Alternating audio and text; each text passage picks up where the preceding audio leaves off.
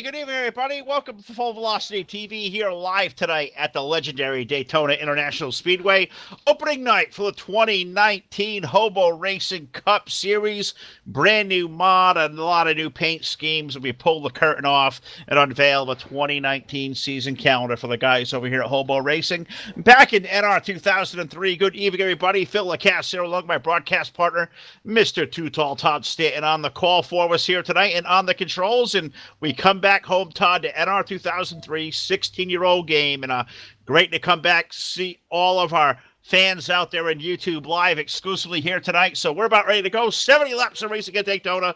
What do you say? We're still listing trackside for our command. Drivers, start your engines! All right, with that, we get a very healthy field of race cars coming to life for opening night.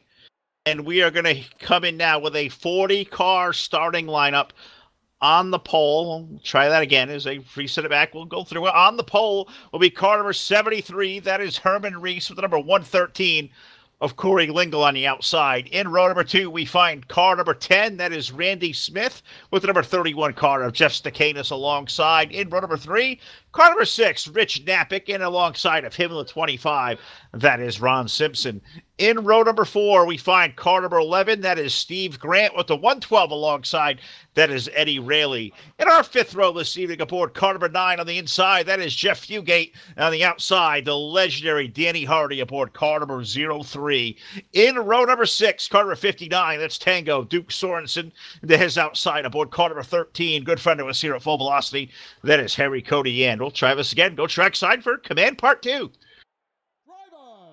start your engines! If once wasn't enough, we'll try it twice and keep going on through the lineup here. 13th starter tonight aboard car number 95. That is Wiley King, and alongside of him in the 28 car, that is Keith McLean. In row number 8, we have car number 85. That's Ricky Bumbalo, and to his outside in the 81, that is Troy Donahue.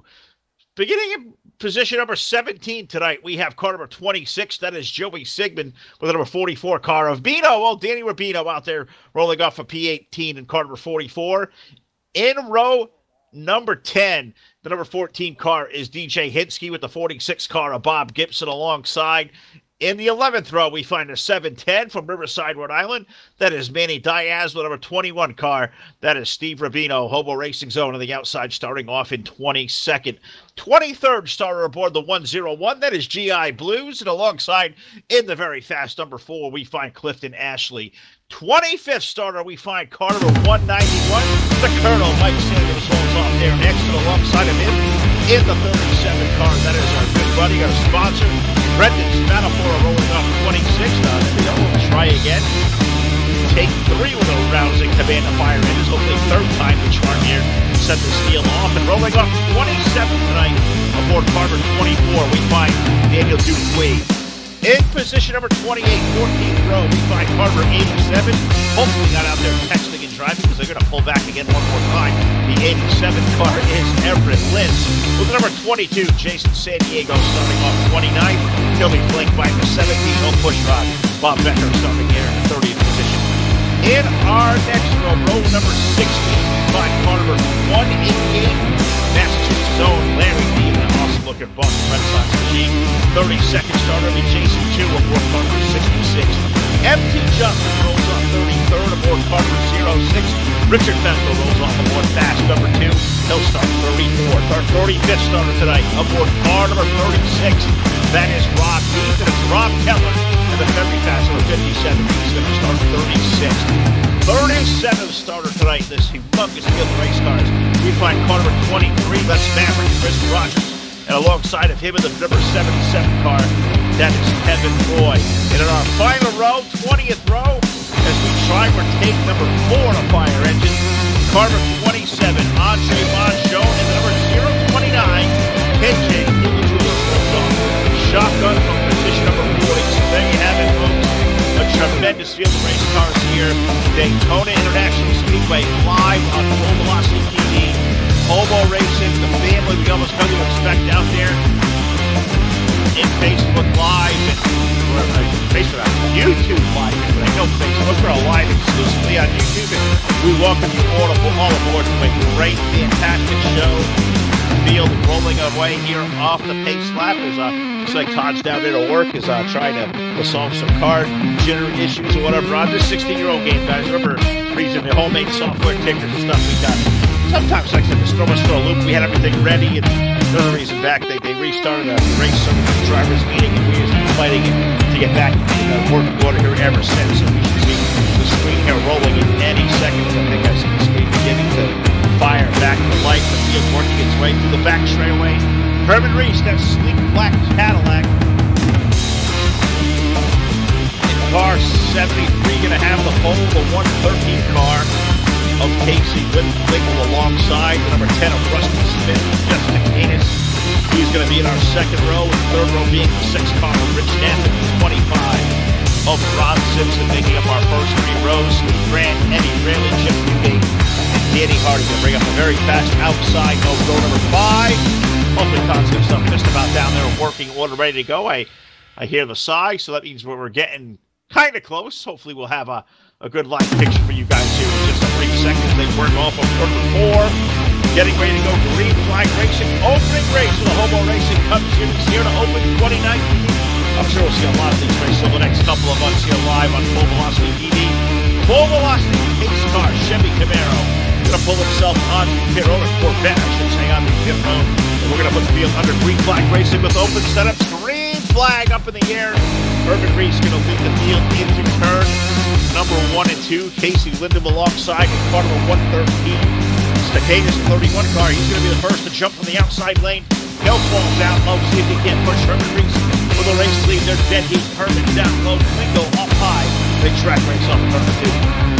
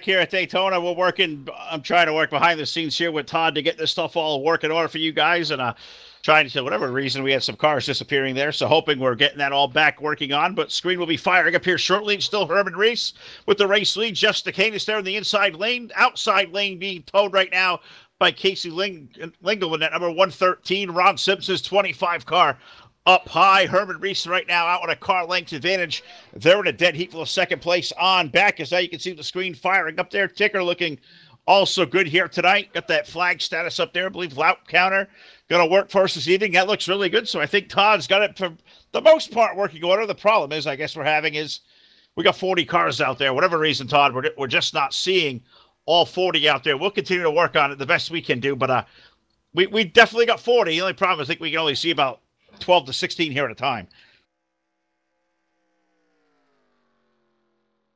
Yeah, definitely not sure what was going on. We had a little bit of a late start because we were trying to get people into the server and get everybody locked and loaded onto the grid. They had to restart, and unbeknownst to me, our stuff actually crashed in the background. It's a very, very, very old program that we use here, and it's definitely had its spells. So Sorry about that. We do apologize out there to those who were tuning in. Yes, we are only 4 laps in here, but we had a little bit of a late start.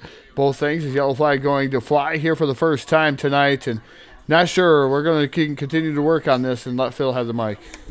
All right, there you have it. Caution flag coming out. Looks like issues right off the exit. Looks like turn number 4, and this one looks like it breaks away in a big way. I did see the 2 car of Richard Fenkel up against the wall, but trying to see where this one may have kind of started from, as there was a whole bunch of smoke coming off the turn number 2, maybe.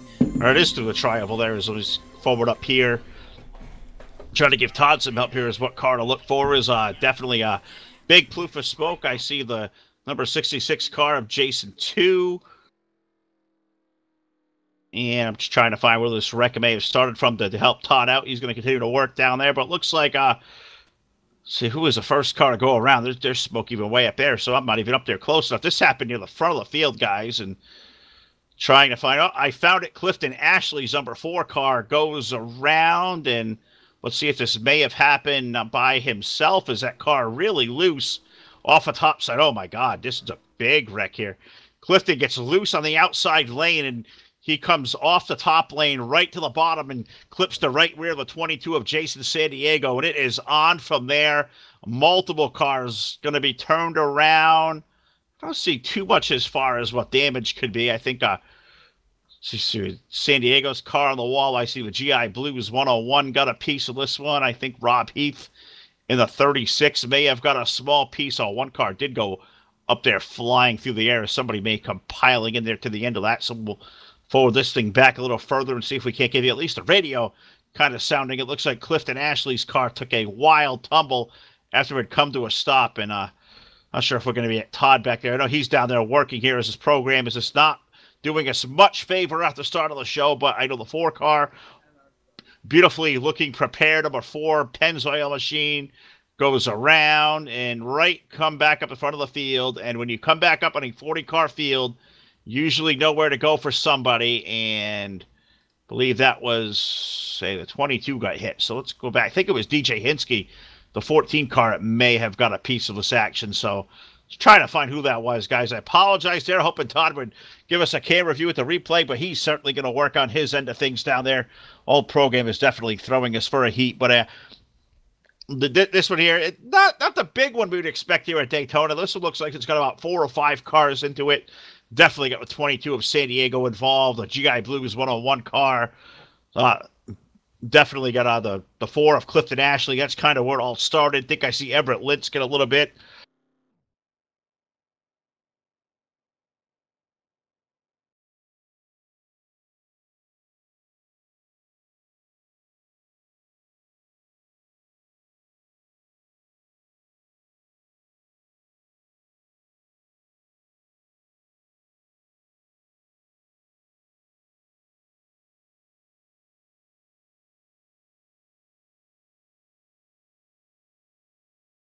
All right, just working with Todd behind the scenes, mute button going on and off. Looks like this one also got the 57 car of Rob Keller, who his season going to open up with a very unceremoniously bad start to him. Looks like a 57 car maybe going off on the hook. So I'll go back here real quick and see if we can't figure out what happened to the 57 car as Todd's going to continue to work. I think we're making some headway as to what's going on down here, but too soon to tell. As I said, this old finicky program is giving us a lot of fits, and almost think it's almost time to maybe have to rebuild this thing again, if that can even still be done at this junction. So we apologize there for the lack of picture going on with the show here, the replay display, but we're trying to give you guys the best show in a timely fashion we can do, and it's actually part of a twofer here at Full Velocity TV here tonight. We have a second crew over in iRacing. We've been busy every night. We're in the middle of a 7-day stretch right now of about 12 or 13 shows. So we've been really, really busy.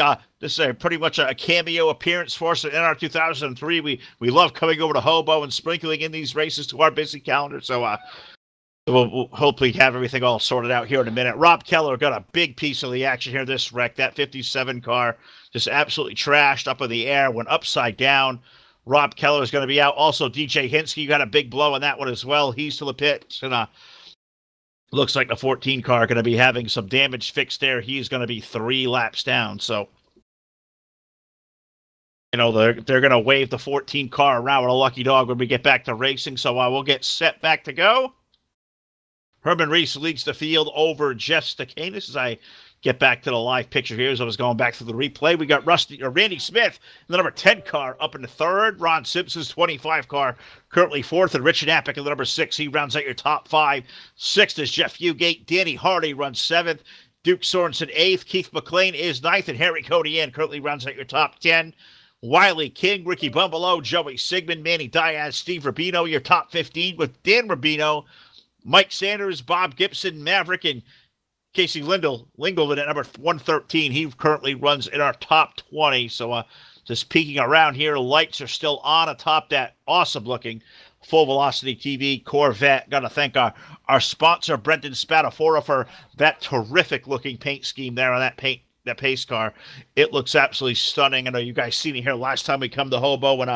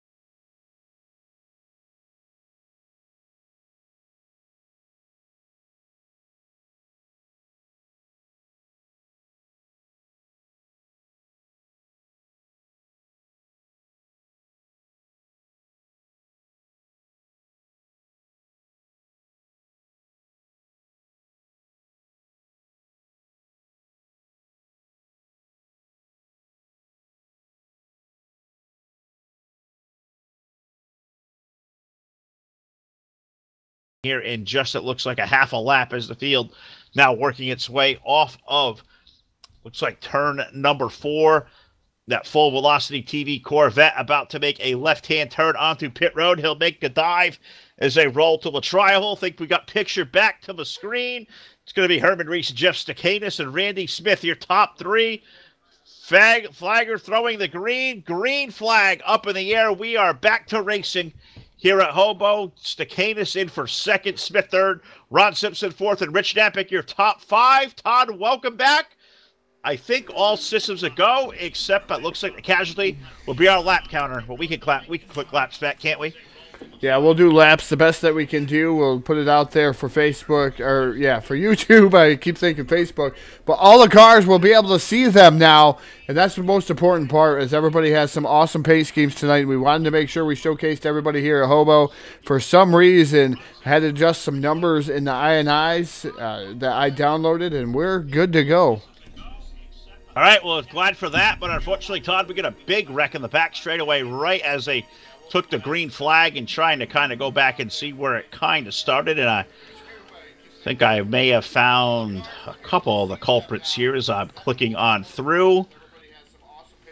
I don't know how you do this night after night with these replays, dude. You are on the money with this stuff a lot more than I ever am, but I see man, it's a 37 of Brendan Spadafora. I see turned around, and I got to assume, did he have help? Did he not have help? It was right on the initial restart. He got back to the start-finish line. He took a beeline to the left and into the grass and just spun it up in front of the field. And I think, I see one car sliding on through it. I think that may have been the 101 of G. Not thinking he got help there, but this one was pretty quick. Brendan Spadafora, if somebody missed a shift or whatever the heck happened there, but he turned a hard left, and It got Keith McLean's 28 all kind of squirrely. A couple other cars had to kind of dive for cover. Keila Jules and Yo 29 also had to duck for cover. So a quick caution flag, Todd, right on the restart. So number 2, we haven't missed more than 2 laps of green flag racing.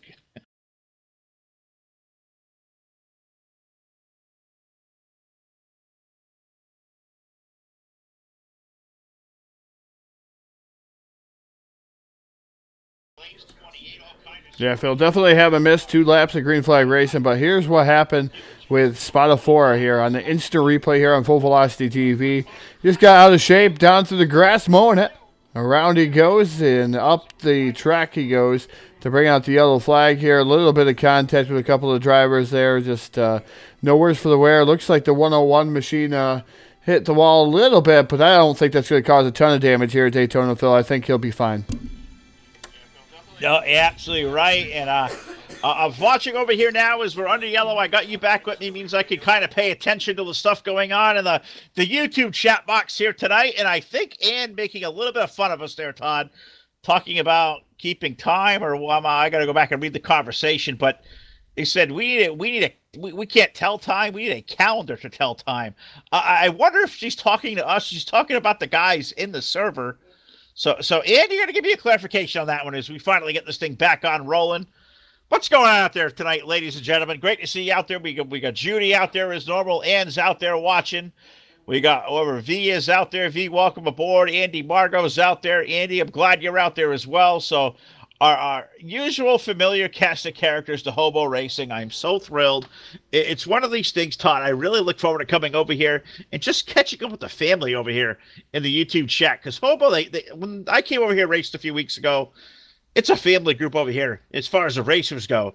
You get out in the chat box with the wives and the fans, it's equally as family.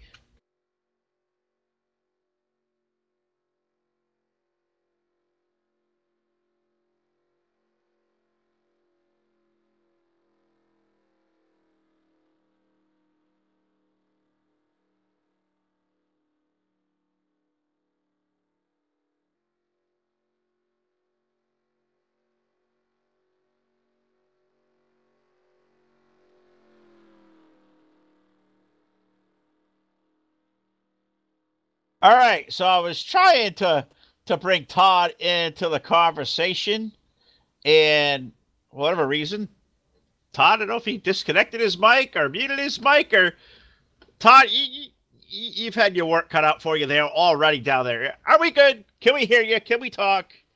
What's going on? Well, everything should be good. I'm a little depressed that the lap counter and the flag status is not working here. So I was trying to get that to work. A last-ditch effort to try to get that to work. That's not going to work here tonight. Unfortunately, we're already in the middle of the race, like you said, and it's one of those things. You can test and trial it a million times, and just something. It's like I said, it's finicky. It's finicky, and it's nothing we can do, nothing these guys at Hobo Racing can do. There was a driver having an issue. They pulled the server back to try to give everybody a fair chance to race, and said old technology with this old sim, for whatever reason, didn't like what we were doing and completely crashed out the whole works of it. And Todd scrambled and missed a couple of laps, missed one small little record of replay, but finally back all working. I think we know how to call laps. We're on lap number 12 of 70. Under the yellow flag once again for the second time. Full Velocity TV Corvette pace car is buying the field. And Todd, give that pace car a look again if you haven't done so yet. That thing is just awesome. We showed Brendan Spadafora spinning on the screen. Let's show off his work in that pace car. That thing is an absolute beauty. Full Velocity TV safety car. Be out here as a fixture every night. We come out here and do NR 2003 broadcasts, which we don't do nearly enough anymore, Todd. I know as tech guys behind the scene, this game, it's a big job to get out here, but I know you and I both, we still get all juiced up, go over here and do NR 2003 broadcast. It's always fun. We like coming out and hang out with our friends and showcasing what they do, but going back and forth like we do night after night, it becomes a chore. So we almost forget how to do this sometimes. And that's pretty much an understatement there, Phil. Sometimes you do forget how to do some of the broadcasting here on NASCAR 2003, and had to really kind of look at my old sheet of papers, handwritten sheets of papers that I have, and make sure everything is going out correctly and having an grand old time. I mean, we don't forget where we were actually born in the NASCAR 2003 community with leagues like Hobo and the great fans that are out there. And Judy, I'm not afraid. If you've ever seen me, I'm really not afraid, because the only person I'm really afraid of, I'll tell you right now, is my wife, and she's sitting somewhere around here. And I tell you, she's 5'0", but and I'm 6'6", so yeah. Be afraid. I'm afraid of her too, and they're married to her, and I'm afraid of her too. I don't want to get that one ticked off at all. I'll always keep Mrs. Stanton under wraps over there. But we even forgot, Todd, that you're asking me when we get the live stream on and when we had the load screen up, when I was telling everybody out there in chat that you should see a load screen for us shortly, and we forgot. Hey, Phil, you're the guy who's going to go into YouTube and click the live stream at our 2003. So some things we forget. We don't do this nearly enough, and we'll hope to do it some more. But it's definitely going to be rare cameo appearance. I think our next schedule at our race is right back here at Hobo, I believe, coming up, and I believe it's March 28th. Hobo Racing's Wayland Modified Series Championship night, I believe at the Monadnock Speedway. So I think we're going to be here for that one, the end of March, but we're basically over at iRacing on the dirt about every night. We got trips to Daytona on the docket and iRacing this week as well. So it's just part of a very, very full schedule of Full Velocity TV, but always ready to come over here and hang out with our buddies at Hobo Racing or whoever else may have us when we have time.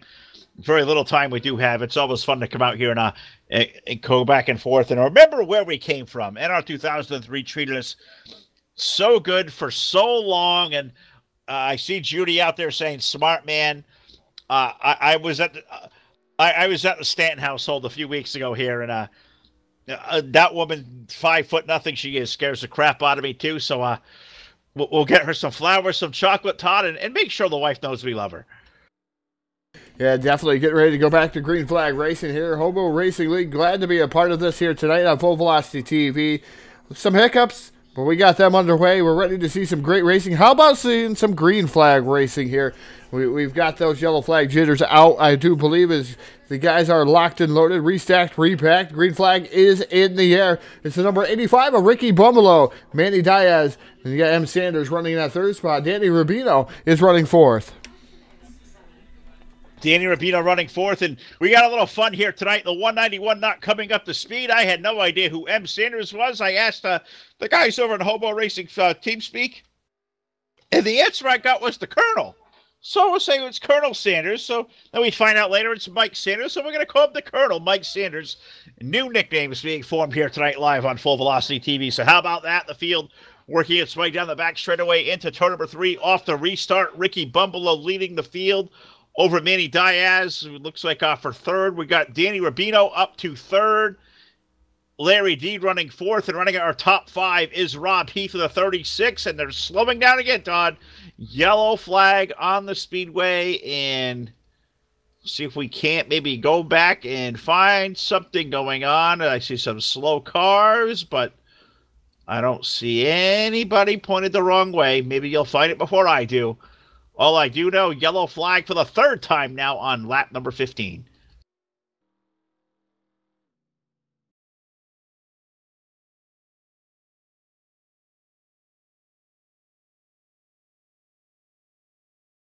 You see how this all works, folks. I'm clicking. Todd's clicking. Todd's being silent. I'm hoping Todd's not going to be silent too much longer, because I'm trying to find somebody around, and I'm just not finding it. So let's go back a little further and see if we have any chaos at all to ensue. Todd, you got it for us? I definitely do. You're a little slow on the clicker. It was the 03 of Danny Hardy here in the Goodwrench machine. Is the 95 pulls down the track just a little bit. You may see a little bit of contact made there.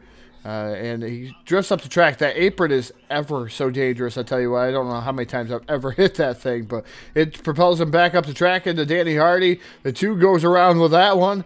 And a slow spin. It doesn't look like Hardy's going to hit it very much in the 03 machine, so he's going to be able to join the tail of the field. No worse for the wear.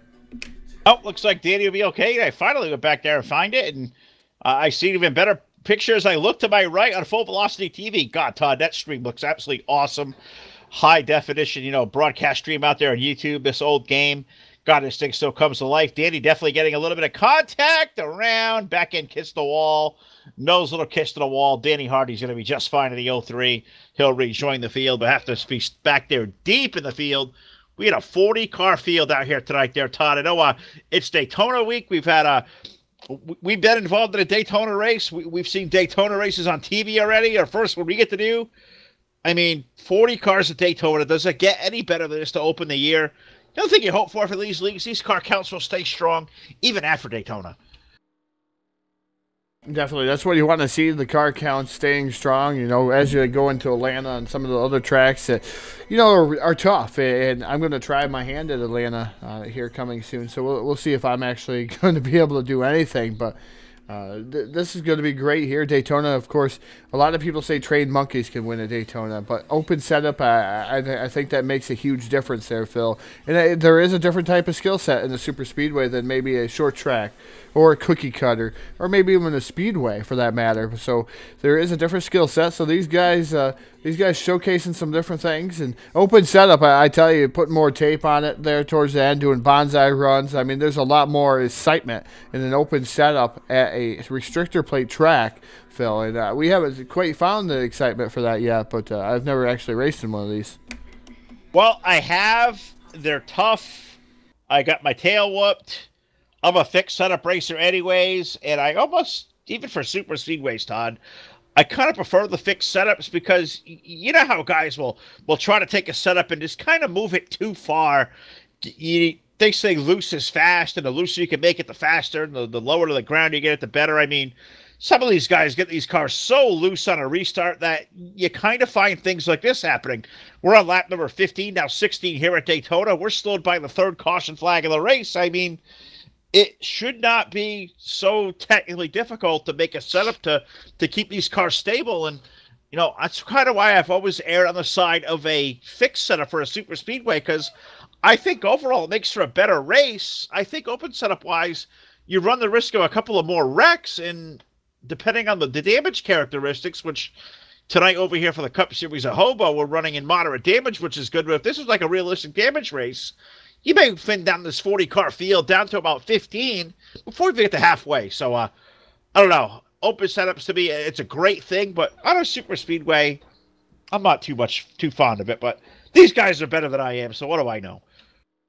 Oh, the super speedway, we don't have the best of luck. Usually we're wrecking one another anyway there, Phil. 0 for 4 this week, just for the record. 0 for 4.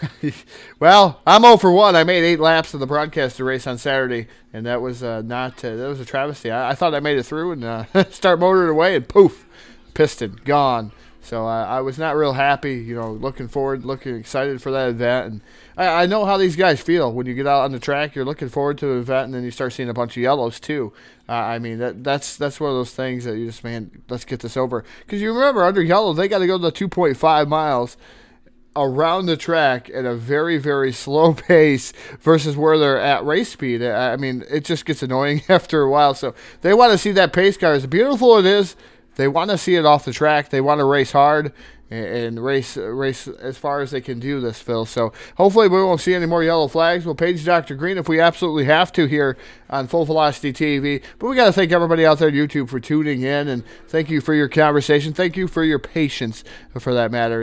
It's been one of those nights here once again on Full Velocity TV. It seems to happen to Hobo quite a bit, and unfortunately that's not what we wanted to do, and we'll continue to fix that problem. Maybe even find some other things to launch here, so that way they're a lot better in a timely manner. So we appreciate you guys tuning in, really do. We certainly do that. And I see our old buddy Bobby Farrell out there who, Bobby, as everybody knows, I come from TDR Racing, NR 2003. Bobby is my race director over there, my right-hand man, and he likes to give me a lot of grief because, let's face it, Todd, we're busy with this broadcast gig night after night. We're in the middle of a 7-8 day stretch of about 12 or 13 shows, so we're certainly a little bit tired. We've been really, really busy, which we're thankful for. It's basically all iRacing dirt kind of stuff, but Bobby loves to give me grief about how busy we are and come back to NR, and maybe if you guys spent some more time in it, your stuff would work, kind of thing. So, Bobby, we're very happy to report Full Velocity TV's B team starring our buddy Jack Truan, who I think everybody knows and Bobby knows for sure, is over there with their own crew doing iRacing tonight. And Phil and Todd are back over here, as Bobby would say, where we belong, Todd, in our 2003. I'm not sure if that's even an accurate statement anymore, but nonetheless, it's still fun. So we're happy to come back here. But we're getting ready to go for a restart field, working its way down the back chute, see if we can maybe get rid of this yellow fever early on. Rob Heath from, I believe, a lap down now up to the race lead. Herman Reach now second. Danny Rubino's third. Jeff Stacanis fourth. And Harry Codian running out our top five. Jeff Fugate running sixth with Rich Napick in seventh. Ron Simpson eighth. Steve Rubino running ninth. And Duke Sorensen going to run out our current top 10 here on the racetrack. 18 laps of 70. We still have 52 laps to go, and we have not seen more than a 2-lap run of green flag racing yet. And it almost makes me feel like, Todd, as I look over the chat, and I swear I didn't see the name Roger Nebelsick. Just imagine if Roger was here. Yeah, it's nice to see Roger Nebelsick out there. And, yeah, it's one of those things, Phil, that we haven't done this enough. So lights are extinguished atop that full velocity pace car, getting ready to pull off down to pit road and send these guys green flag racing once again. Lap and a half to get up to full song for these guys. They're going to get up through that gearbox rather quickly. The 36 of Rob Heath is leading this event. The 73 of Herman Reese. Danny Rubino is third right now, but I believe he's going to be back just a tad bit further. His green flag is in the air. Heath's going to lead the charge. Look at the momentum that he carries there on the start of the race. That's what it pays to be the leader. I think Rubino's right around the 9th position, while Steve is right around the 9th position in that number 21. What Rubino are you guys cheering for? Is it Steve or is it Dan? I don't want to start a war out there in the chat box, but who's the more popular one? Man, you be easy out there. They're going to start sparring. That is never a good idea. Which Rubino is your favorite? If we can find the Rubino, I don't care if we can find anybody else. Somebody please go to the starter stand and steal that yellow flag, because caution flag immediately back to the speedway here in Daytona for the 4th time, and it's right at the back of the field. And I think, Todd, I've said it a couple times this week, a parking lot in the first turn. Is Paul Menard out there?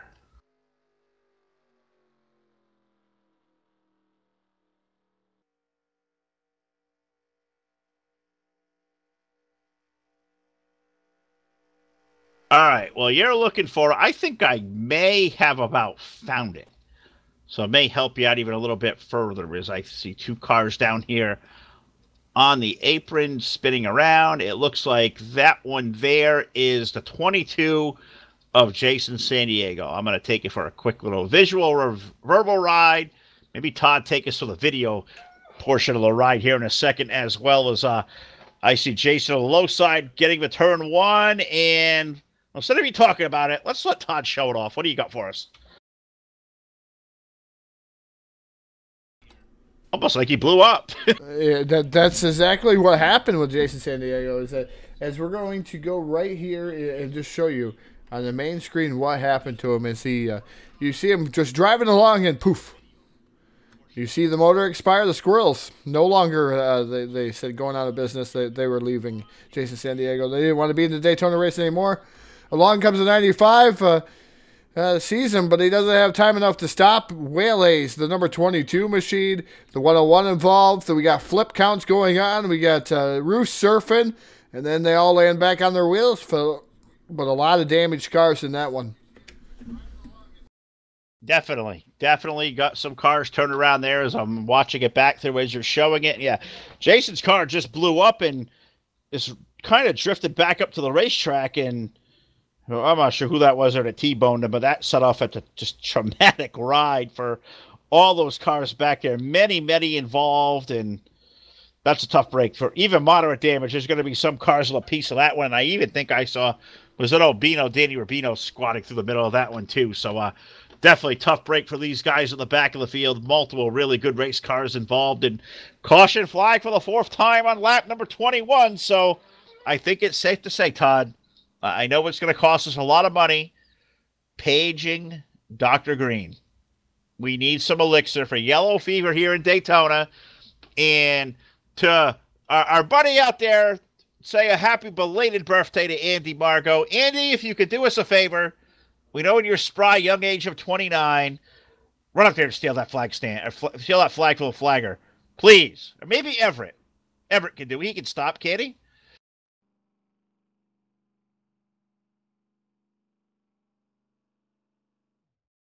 No, Todd, I'm trying here.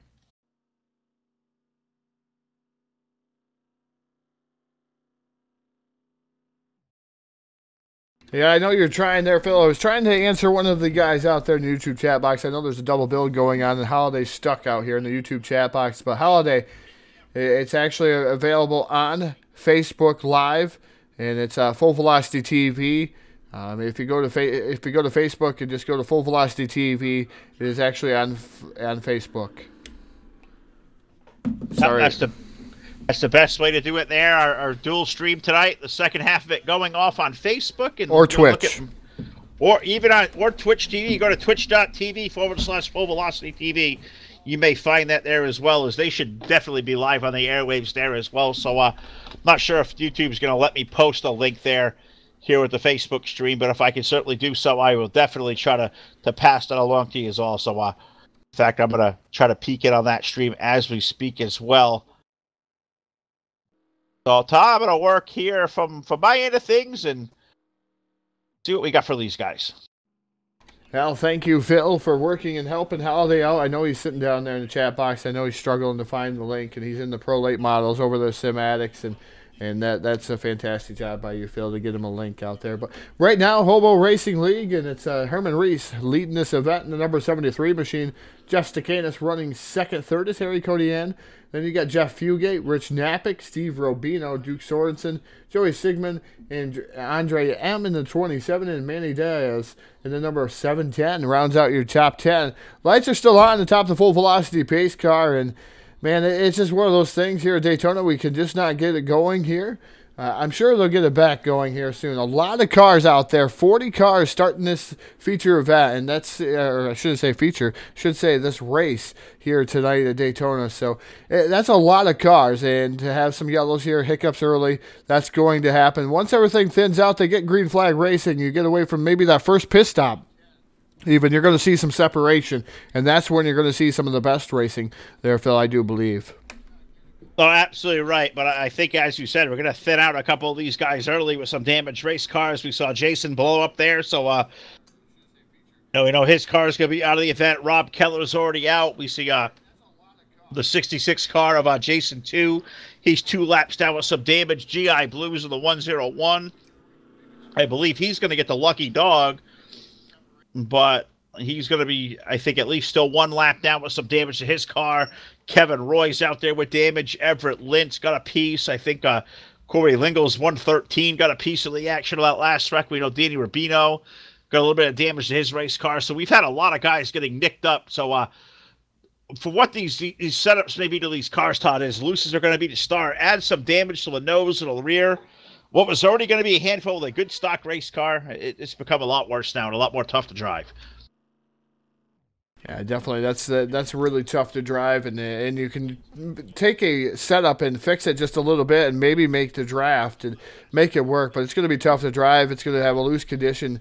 That's where you start going to work and trying to figure out something to try to make your way back up through the field. But man, it's tough. Even I'm used to a fixed setup, so doing all the different things to try to get back up through there, that's something that I'm not used to doing. But with a open setup there, Phil, you can do some of those things and maybe stay with the draft. But, man, it's going to be tough with a lot of damage out there. There's some damaged cars out there that you probably can group together and run around. And you can still have a lot of fun. We've proven that before. Even with some damage, Phil, we've had some fun in the past. So these guys are out here having fun. That's the #1 name of the ball game. Yes, they want to win. They want to take down the W. Anybody wants to take down the W, especially if you're in racing. But, just to finish the race, that's a win in itself.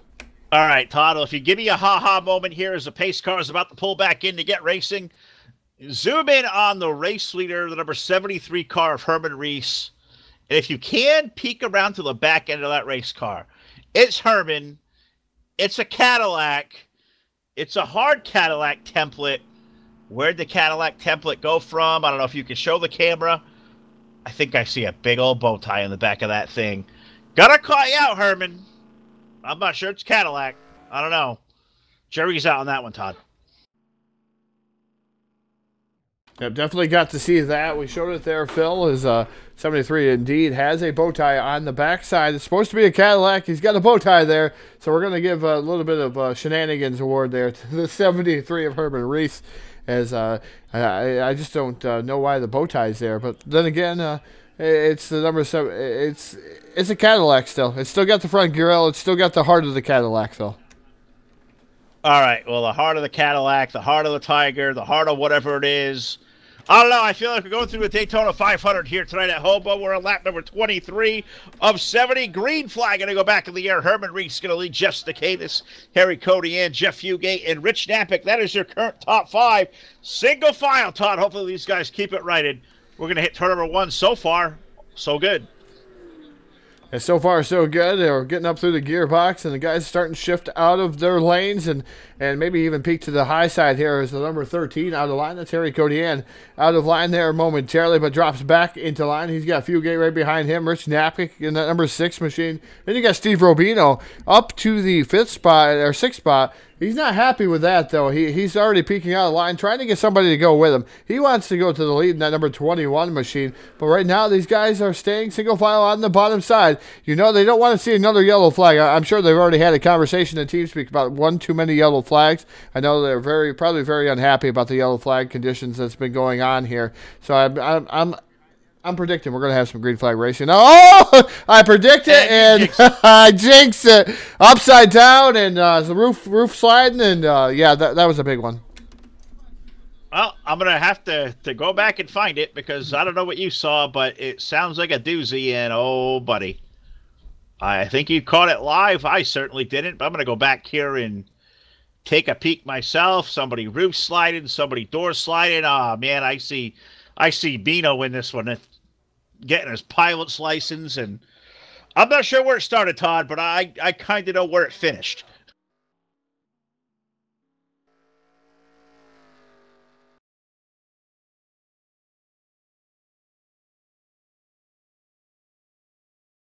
Okay, Phil, so we're going through everything right now and making sure I unmuted my mic, and we're going to right to the live screen here and show our Insta replay here.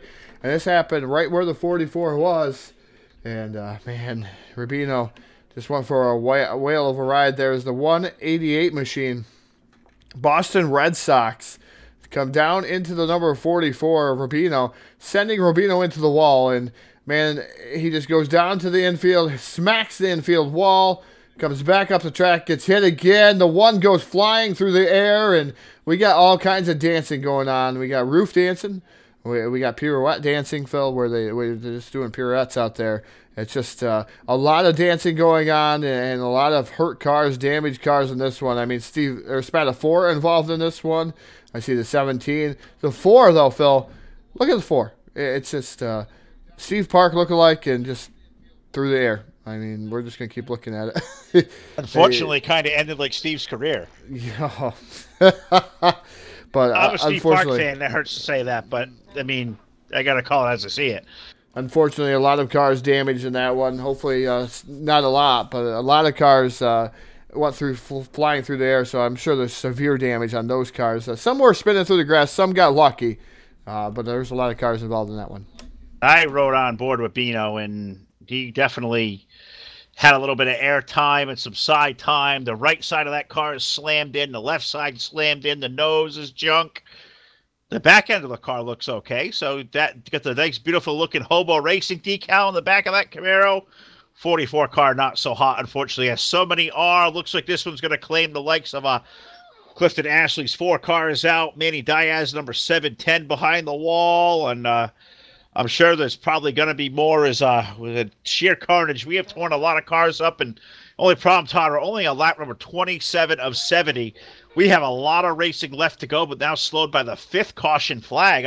Like I said, I don't think our longest green flag run tonight has been more than 2 laps, and that was the opening 2, and they were yellow. I mean, well, actually, they didn't even get the first 2 laps under green. They wrecked in the back chunk of the first lap. So it's really been a tough night for Hobo. Tough way to open the season, and at a place like Daytona where, you know, it's pack racing, we expect a big wreck or 2, but you'd expect a lot more green flag racing than we're seeing. And I'm sure these guys are just about as frustrated as we are. Our crowd out there watching tonight, our awesome crowd that greets us here at Hobo every time on YouTube. So we're with you, folks. We want to see a lot of green flag racing.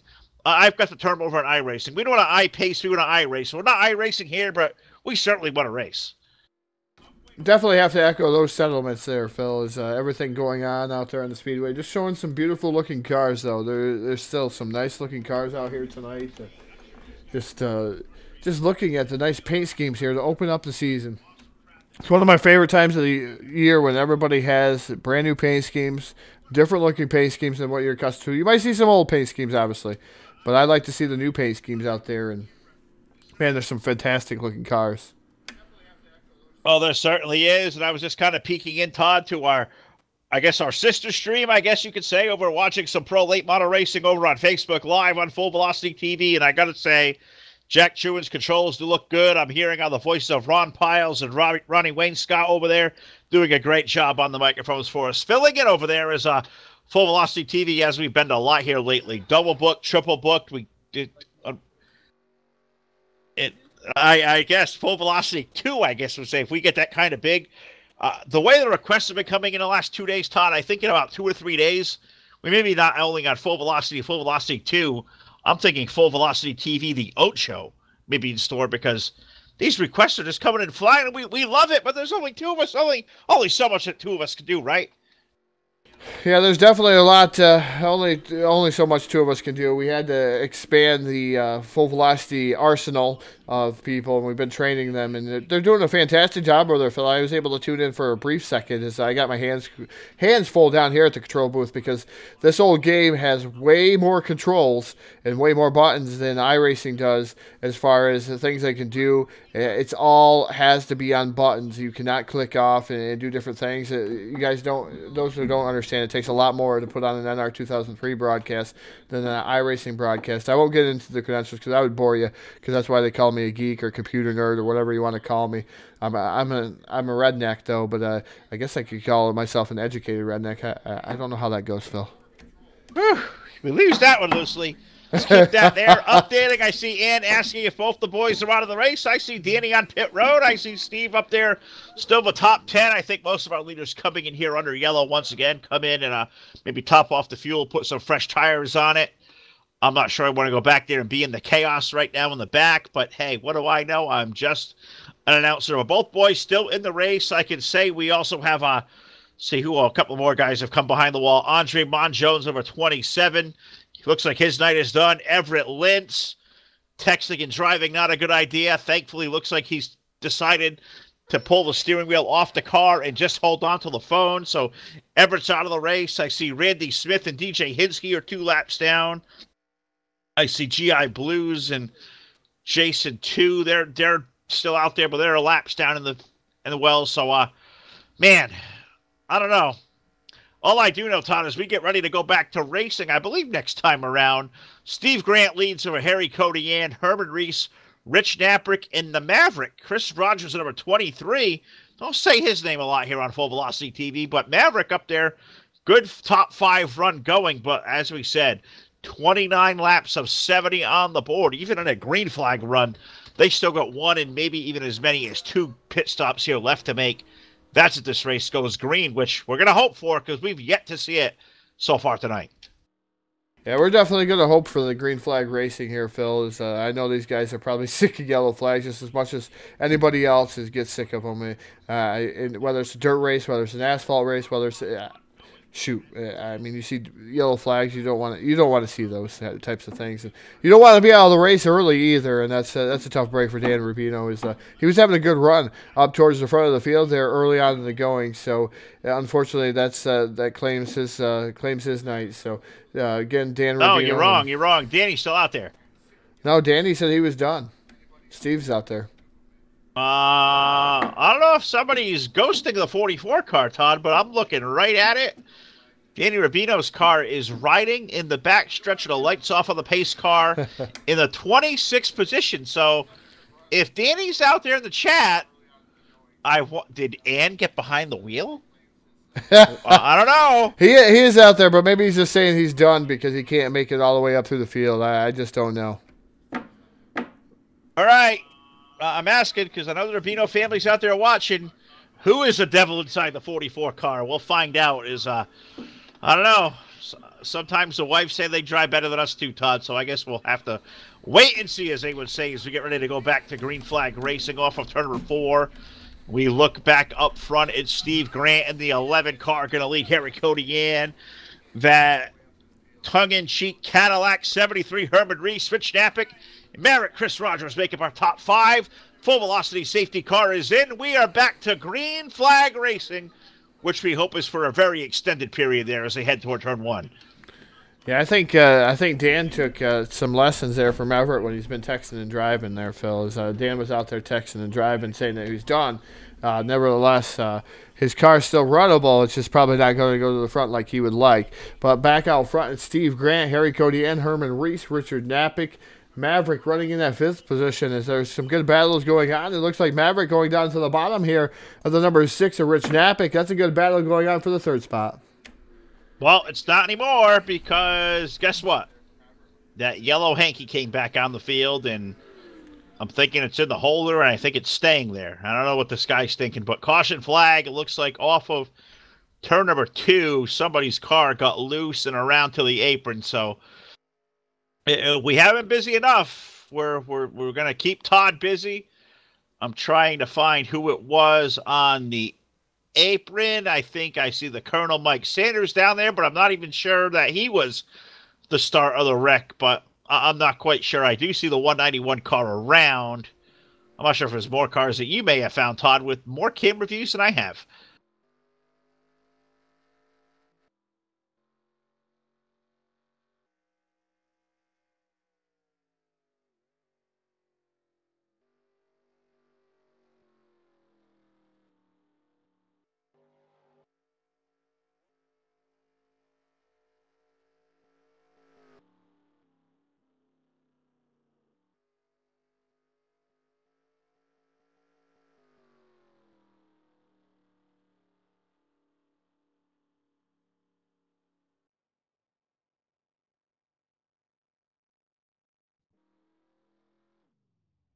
Well, Philip, I think we were paying attention to the chat box. There was no wreck out there.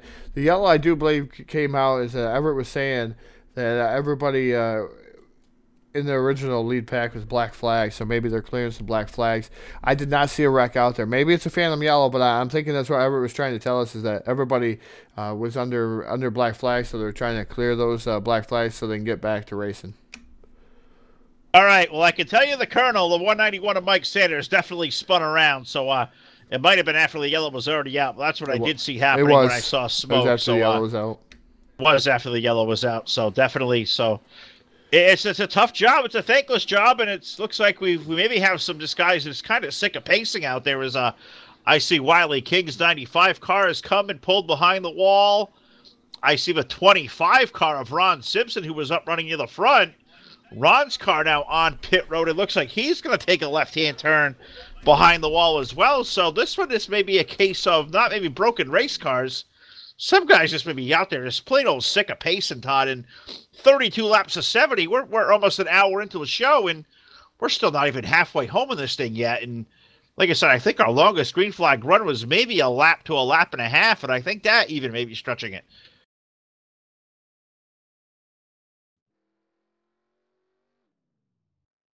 Yeah, definitely something going. I just don't know. I mean, when you're out there, Phil, pacing around, sometimes everybody has to work probably tomorrow morning. Some of the guys probably have to work tomorrow morning, and pacing around sometimes is not very fun. And that's they're going to retire so they can get some sleep here tonight. That's one of those things that happen here, especially Daytona. Daytona is known for a lot of yellow flags, especially in NASCAR 2003. I'm going to say there's a ton of yellow flags in iRacing too at Daytona. With these big fields and everybody trying to go everywhere, and again, you got to remember netcode still, Phil, especially in NASCAR 2003. Netcode is only as good as it can be in this very, very old game, and there's still netcode issues going on in the other games that are even brand new, so... All right, well, when you get the tech talk and geek talk like netcode, I'm going to ask our viewers out there watching us tonight exclusively on Facebook Live, rate our job performance. We're trying to keep this show going along. I feel like the ship is sinking. We've done more killing of time than we have done about talking about good old-fashioned green flag racing. So I'm going to ask y'all out there, the Hobo family, 20-something strong out there watching on YouTube, give us some job performance, or if we have another yellow again, who wants to hear Todd sing? How about that one? Who wants to hear Todd sing? Let's hope for no more yellow. You ready to sing, Todd? I'm hoping we don't have to sing. Wait, do you want me to sing Baby Shark? I can do that one. I can do a nice encore of that one. Yeah.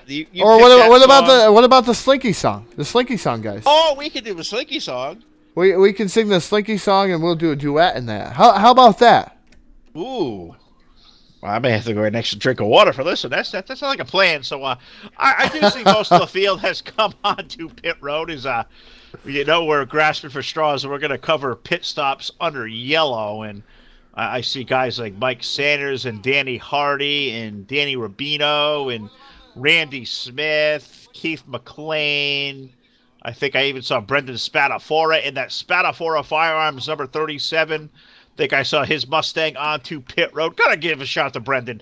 Guy does so much for us behind the scenes. A great loyal sponsor. I know we have a lot of sponsors we usually thank on our iRacing broadcast, which they do a lot over there for us. But this guy, Brendan, man, he comes back and forth. Doesn't matter what game we're in. We need anything at all. This guy is there. Does a lot for us. He's a lot of help. He's a great friend, a great guy. And we all know him in YouTube chat. Brendan the Gent.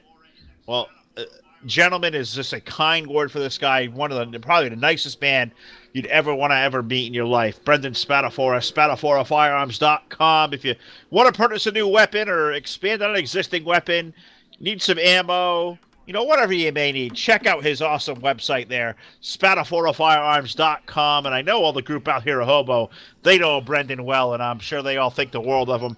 What a genuinely great guy. And I know we were just joking as I've been clicking back and forth. The Hobo team speak tonight, Todd, a full house. So we had to come over here in our bunker over here in our full velocity team speak where we hide out in, do the broadcast from over here. But just clicking back and forth and having conversations over there with those guys, Brendan was just kind of laughing and apologizing for his spin earlier on. And I said, dude, you're our sponsor. You get on TV. So I guess anytime you get a sponsor on TV, it's a good thing. I'm getting a kick out of this YouTube chat box too, Phil. Just fantastic guys out there. And Michelle S. made a valid point. Lots of yellows on the real race on Sunday too. So it's definitely a product of super speedway racing, especially if you start driving really aggressively. And that's what's been happening, is just trying to make some moves. And sometimes even I drive over top of my head in these races. So that's one of those things, Phil. It's just, she made a valid point. Obviously, somebody sounds like in a strip club booth. Must be you, Phil. It must be, because you have that voice. I could see you in a strip club. Oh, good God. We're a PG show, Todd. Where are you going with that one? I want to thank my brother, Bobby Farrell. Job review, F. That's how I feel. F minus. Bobby, there's no such thing. That's how I feel right now, because I want to see some green flag racing. I see Brendan's out there in YouTube chat. What is it over here at Hobo, Todd? How many of these guys want to be texting and driving? Aren't there laws against that stuff somewhere? Well, I tell you, Everett Lintz out there, he's wanting to sponsor one of our events. We'll have to get together with him, and we'll make sure that he gets some TV time. Everett, we'll get you tons of TV time if you want it. Oh, you may not want the TV time. We'll give you. We'll certainly give it to you, buddy. Get a hold of us, and we'll definitely work something out. As I think, as this thing's just sinking to the ground quicker than the Titanic at this point, I believe we're getting ready to go back to green flag racing here with Harry Codian, Herman Reeks, Rich Knaprick, Maverick, and Jeff Stakanis, our current top five. Jeff Fugate in 6th, Steve Rubino 7th, Duke Sorensen is 8th, Rob Heath 9th, and Ricky Bumbalo running out our top 10. Full Velocity TV safety car, which has led the most laps here tonight at Daytona, goes back toward pit road. We go back to green flag racing, and I'm begging folks, let's go a whole lap this time. Definitely, let's go racing here as these guys diving out of line already. I believe that's the number 31 of Stakanis down to the bottom side there. So Stakanis trying to make some headway.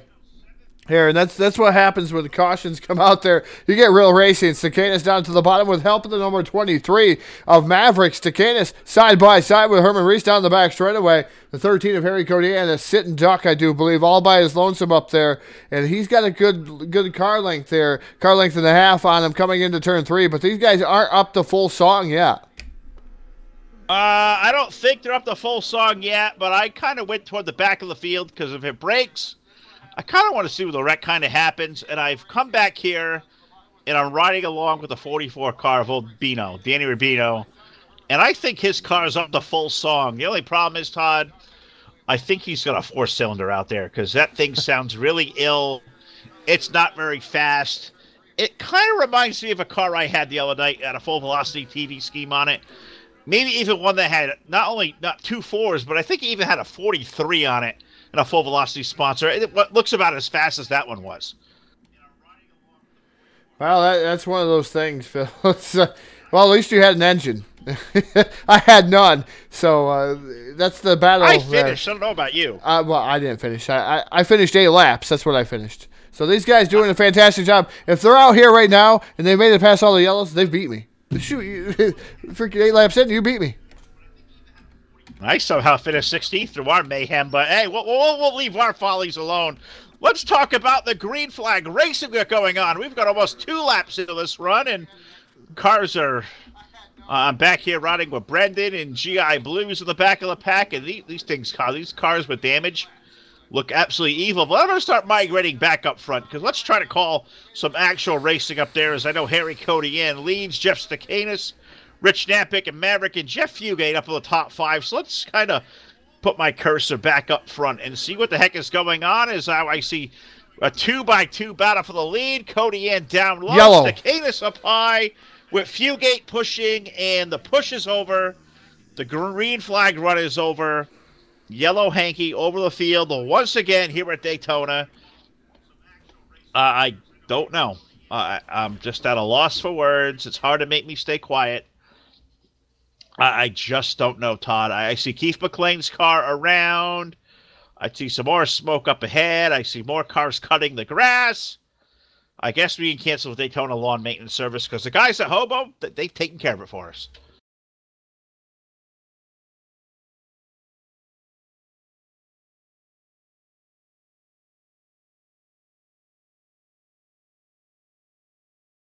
All right, we're going to go to a full velocity TV replay, and Todd has reminded me we may have to start singing. I think I found it, Todd, if you haven't yet. I think the 46 of Bob Gibson and the 06 of M.T. Johnson may have had a little teeny tiny bit of disagreement of space. I definitely have found it there, Phil, as I had it just trying to hit the right button here. But the 46 and the 06 get together here. This is what's going to bring out the initial yellow flags. The 06 comes back up the track. Everybody back down. You know, it's evil. You know, once you spin out, they're always going to... It's a self-clearing track. And then you have the 06 upside down, flipping, barrel rolling, and then you have guys just sliding down the track. Another guy roof surfing. The 01 went for a whale of a ride, though, and he flipped up through the fence. But the 0, so you can see him just coming to the... Look at this. Right there. Perfect. The 101. Right up against the fence. You can see him. He's just above the fence here. So this is probably the best picture I've seen on Full Velocity TV. We're going to leave it at a pause frame. This is the 101 here, upside down. That could be a really good idea for a replay screen there. Man, I'm a little bit delayed watching it. That car is high above the fence. Good grief. Stars and stripes forever right there, Todd.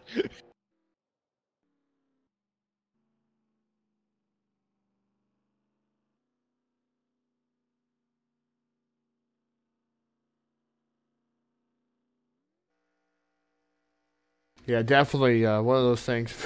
It starts and stripes forever. I can't. That's a good comment. I don't even know how to follow that one. The Goodyear blimp I know on the back straightaway there is grounded, so I'm not sure why I can't get a blimp view, but it's grounded over there. That's why, Phil. All right, well, they probably lost all the air out of the day. Thing we've done so much out there behind the Full Velocity TV Chevy Corvette safety car, which I want to award the most laps led to tonight here, tongue-in-cheek. But if I sound sarcastic, I'm sure everybody kind of knows why. I'm not hating on these guys at Hobo at all. I think all these guys know. Everybody out there in chat knows we love these guys. The drivers got to know we definitely love these guys. But I'm sure they're just about as frustrated as anybody else. We had 40 cars start this race. I think we got about 26 or 27 still out there running. This one claims MT Johnson and Bob Gibson. I think they're going to join the likes of Ron Simpson and Wiley King, Everett Lintz, Andre Monjone, Manny Diaz, Clifton Ashley, Jason San Diego, Jason 2, and Rob Keller all out of the race. Sorry, Todd, we've been on the air so long already. I had to kiss the wife goodbye. She's even going to go to work now. Yeah, it's one of those things, Phil. Is the 31 now, Jeff Sakanis behind the full velocity safety car out there, a beautifully prepared full velocity safety car here on the Full Velocity TV, obviously. And these guys pacing around here, I'm sure they're sick of this yellow flag, and I'm sure they're waiting for Phil to sing "Everyone Loves a Slinky." What do you think, Phil? I don't even remember if I know how the jingle goes, Todd. You sing it so much, I almost forget.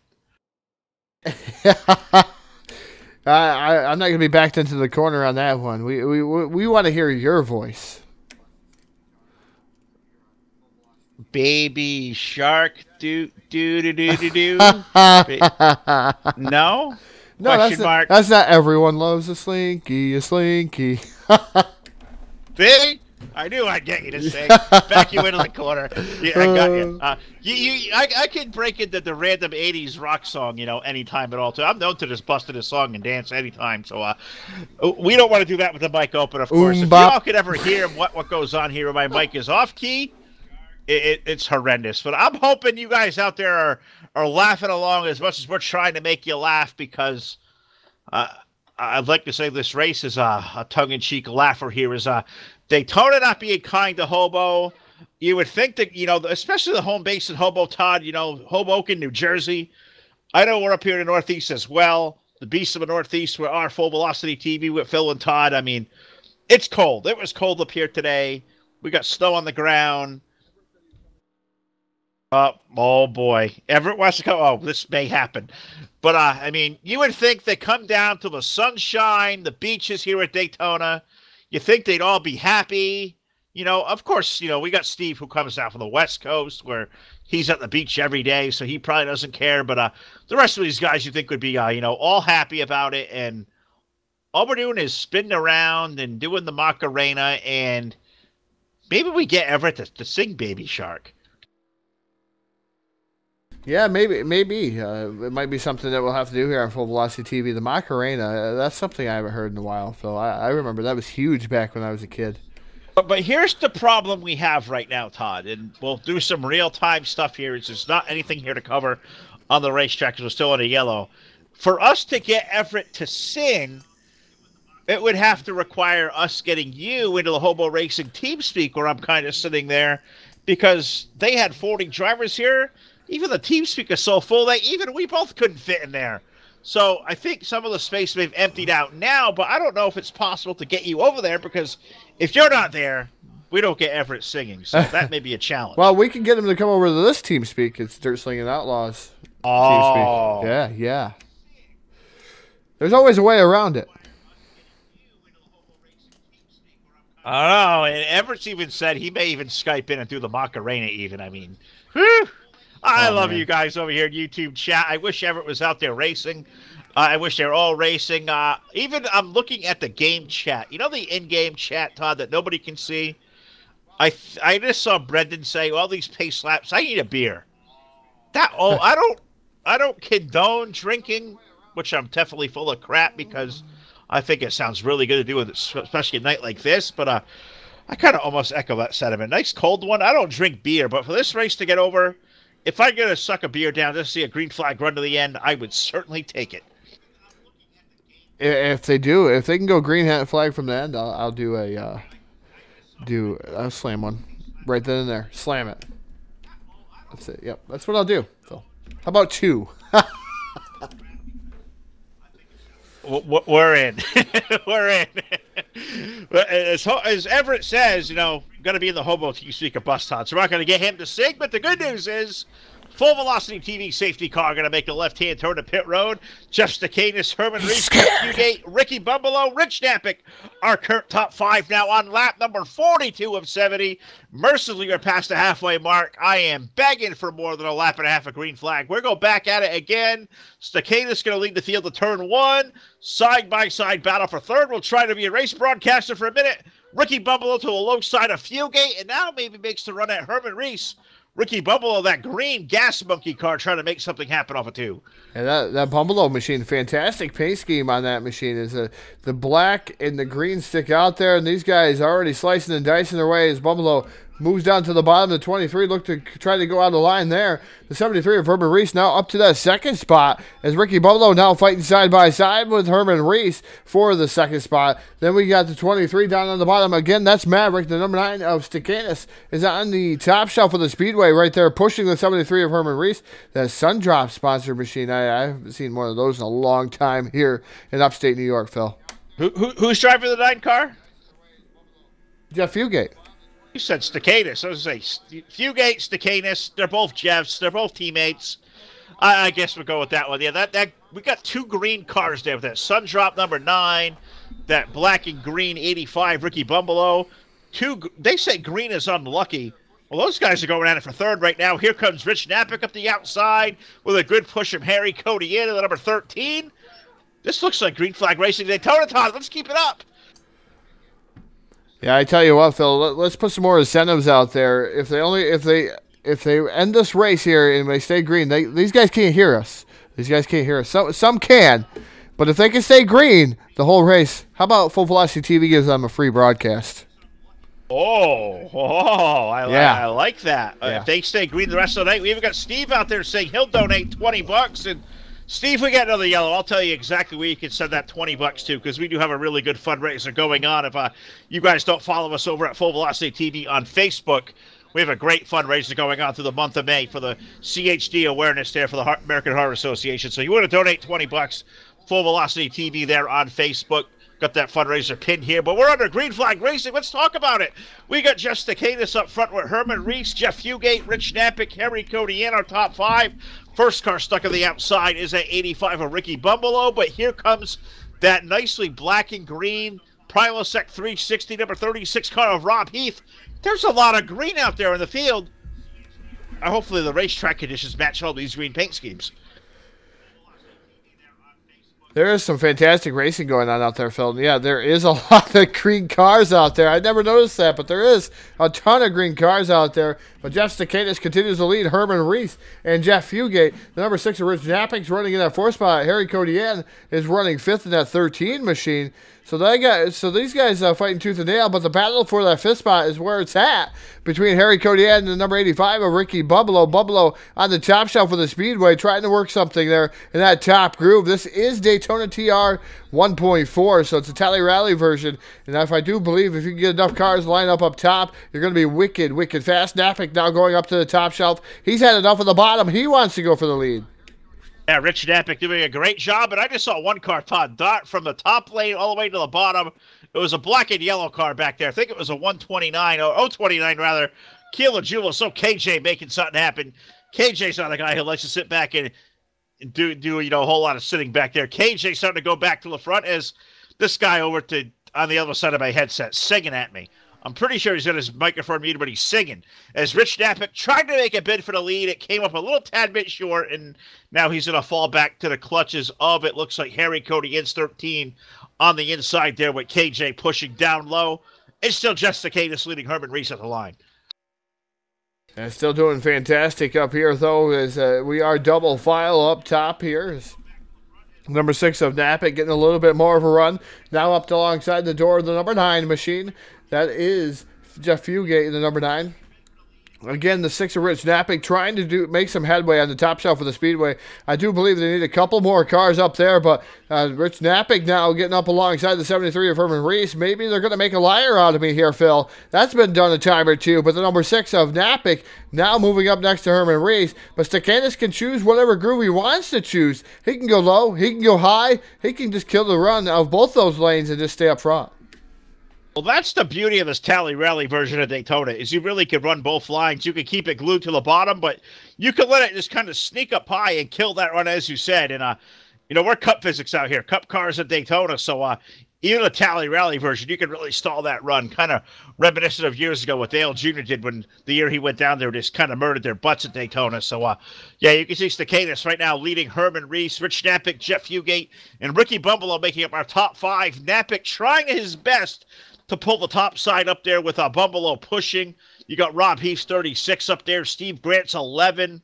I believe we haven't talked about Pushrod tonight. Bob Becker's up there. He's on the back part of the top 10 and number 17. He's shoving for all he is worth. And so is old Steve Rubino, 21 car. He's up there in that top lane as well. Yeah, definitely good to see Steve Rubino having a good run in the 21 machine. Normally up front and working his way up front, he's missed the carnage enough where he's still able to finish this race. So that's a plus. That's the plus side of things, Phil. No, it sure is. But, this kind of looks like a Daytona race down the back straightaway with, Stacanis leading the field. Herman Reese and Jeff Fugate stuck to the bottom. Knappick there running in fourth. Cody Ann in a 13 car. He's down there, that fourth car on the low side, running in the fifth spot. So this looks reminiscent of what we've expected to see with 40 cars out there. It's a 16-car breakaway at the front of the field. And this time by the start-finish line through turn number 4, through the triangle, an even 50. Now I'm going to go on the board. 50 laps in, 20 laps remaining here in Daytona. The opening race for the 2019 Hobo Racing Cup Series season. Every Tuesday night at Hobo. Open setup racing at its finest with some of the greatest guys you are ever going to find. This is a great group to be a part of. A family atmosphere to Hobo Racing. Find these guys now. You can see there they got a lot of loyalty, a lot of great names over here. 40-car field at Daytona. It doesn't get better than this. And now finally, after a first half of the race, our first two-thirds of the race, plagued by yellow fever, we get a good green flag run, and they are all stuck to the bottom side. Stacanis, Herman Reese, and Jeff Fugate. They are just locked down there, and they show no signs of wanting to give up that bottom lane. Yeah, that's probably a good thing there, Phil, is that they're just sticking to their line, not really taking a lot of chances and just staying down there. It looks like, being on the top, it's kind of one of those risk versus reward type of ordeals. Yeah, the top is fast here in the Tally Rally version, but, oh man, something bad goes wrong. Usually the car shoots to the top side and takes you out, and then, of course, the self-cleaning track, especially in the corners, will put you down the track. So it's one of those risk-rewards types of things, and it looks like Bumbalo trying to jump out of line. That number 85 machine looked like he was going to try to sneak it up through the middle there, trying to get around Rich Knappick. Well, I like the idea. I'm always that guy who want to mix it up through the middle. Usually it doesn't work really well for me, but look at the leaders. I think they're running down old Danny Rubino and, was that Danny? That wasn't Danny, was it? I think that may have been, it was Danny Rubino in the 44. Looked like a hatchback that were going on by, but there was old Danny. We waved to Bino. Hey, Bino! One lap down goes car number 44. That thing is definitely ill there, Todd. That thing not quick. Destroyed race car. Feel bad for Dan out there, and I hope he's doing all right. Yeah, definitely out there motoring around, trying to get as many points as he can, and that's what you call an Iron Man out there. Danny Rubino out there just going out there trying to meet minimum speed requirements, just trying to log some laps, and this is a points-paying event, first race of the season here for the Hobo Racing guys, so you got to make sure you get as many points as you can. Restrictor plate tracks, Phil, can actually make or break you because it seems like that's where the most cars show up, so that's where you're going to get the less amount of points. It's true. It's definitely a true thing. Super Speedways bring everybody out to the yard to play, and I think we see that here at 40 cars tonight. I know we saw 40 cars at FTF. We saw a good over, I think, with 34 cars over at the home base the other night. So, yeah, Super Speedways, because as I always say, a trained monkey kind of atmosphere, anybody can win. But these guys here tonight, open setups, they throw a completely whole different flavor to it, and that's exactly what we got going on. Look at the run for Rich Knappick, Todd. That 6 car. That top lane has kind of stayed tucked in together, and ever so slowly, they're starting to make a gain up near the front. Knappick may make a run all the way to the side of the 73 of Herman Reese. That'll be a race for the second spot now in turn 1. A great race going on there as Knappick really starting to reel these guys in on the top shelf of the speedway. Number 9, Machina field still on in the third spot, third on line down there, Phil. Is Napick starting to make a run? Look at the run. The top side gets on the bottom here, coming down the back straightaway. Just a fantastic run. And there's a lot less cars up there. Like you said, the high line is really, really fast here at this version of Daytona. Right up alongside the number 9 once again. But then he propels himself right up next to the 73 of Herbert Reese down through the tri-oval. Yeah, and I think he's doing it to perfection right now, watching him go all the way up through the wall, up to the wall in the middle of the corners. That's the way to do it. Get down through the straightaways and try to side draft off these guys. Get that thing as low down in the middle of the racetrack as you can and shoot the gap back up high to the top side of the racetrack. Rich Napick and the rest of the gang up top, Bum below, and Rob Heath up there. Those guys doing it just a terrific job of making the run happen down the back chute. Herman Reese is beating the death out of the back of the 31 of Justicatus, but the outside lane, if they stick at it long enough, Todd, they're going to make a run all the way up to the lead, possibly. The only issue we have now is we're 55 laps of 70 on the board. I think we've been green for about 10 laps now, so 10 to 12 laps from now, you got to think these guys got to be thinking they got one more green flag pit stop they're going to have to make if we stay green. At what point do you think about getting in to do it? Because 14 laps to go, you're inside that fuel window now. Yeah, definitely. Oh, the set 9 machine around in a knot. Oh, the green flag run is going to end here at the Hobo Racing League after a nice long green flag there, Phil. The 9 gets a tad bit loose after touching that apron. A few get live on the screen because I was following him the whole time. We don't even have to do a replay, Phil. There's a number 9 around in a knot. Around in a knot all by his selfie, as Todd has coined here recently, and he was alone spinning, but a couple of cars I think maybe bounced off each other getting through it. All I know is that Sun Drop number 9 right out of Everett's paint shop. Everett, get Dakota paint out. Gonna have to reskin that sucker. Is Fugate around in turn number 2? That's a tough break too, because he was up there running in the top 5 with less than 15 laps to go. That's also going to end the field mileage race there, Phil. It's out the window. No more pit stops. You can come down pit road this time under yellow and make it the rest of the way here at Daytona. So these guys, you might see them gamble a little bit, but it's not going to be a ton, as these guys are going to be able to come down the pit road, take all the fuel that they need to. They can pack that tight and be able to go to racing and make it to the finish here tonight. And that was a great green flag run. At least they got some nice green flag running in now. All right, well, we don't get a baby shark either and whatever else, and no $20 from Steve out there. But, Todd, let's take a minute here as we got the replay out of the way right away. So it's CHD Awareness Month for Full Velocity TV, and we have a great fundraiser going on. It is something really near and dear to our hearts, and I know I've been choked up all week talking about it. I know you have as well, but tell everybody what we're doing out there and how they can all get involved. Yeah, definitely doing some donations. And both Phil and I have kids that were born with CHD, which is congenital heart defects, and they don't know what caused them. They just show up. 8,000 out of 40,000 babies don't make it past their first birthday, I'll tell you, with a lot of these heart defects. And we're raising money for the American Heart Association for the kids, for to help discover some of that stuff. And CHD does fall underneath that. And I'll tell you right now, my son's only 2 years old. He's had 2 open heart surgeries and spent many, many months in the hospital. I know Phil's son is a little older. He made it. He's right now at 18 years old. I do believe Phil can correct me if I'm wrong. I believe he's 18. His name is Tyler. He's been through a lot of surgeries, and he still goes through a lot of other issues, breathing issues, stuff like that, because you're born with different things inside your heart. You'll never, ever, ever be completely fixed.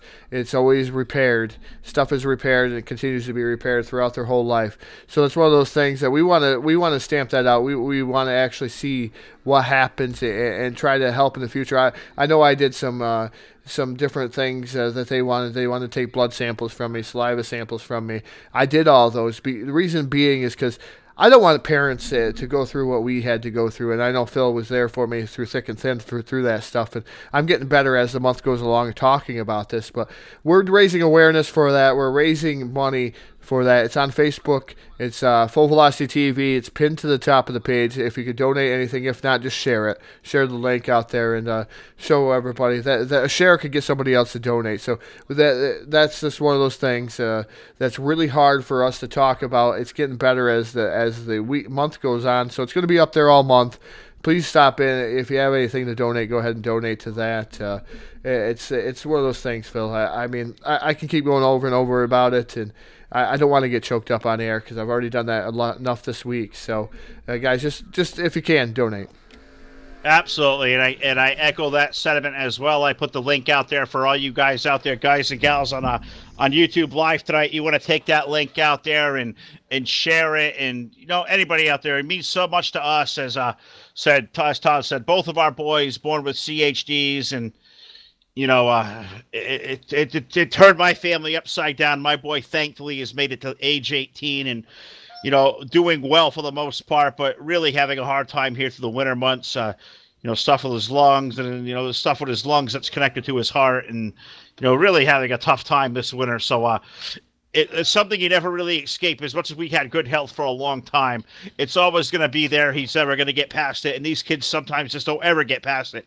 It's stuff they deal with their whole life. So yeah, we ask you guys, you want to get involved out there. The link is out there. It's linked up to our Facebook through the American Heart Association. Click on it there, and I don't know if you can get it out there through the embed. If anybody wants to go out there and try that, maybe not on Facebook, but head on over there. I put the link out there on YouTube. So if you want to click on that, see what you can do for us, and help get the word out there. We really appreciate that. That's something that really brings us together as a family here at Full Velocity TV,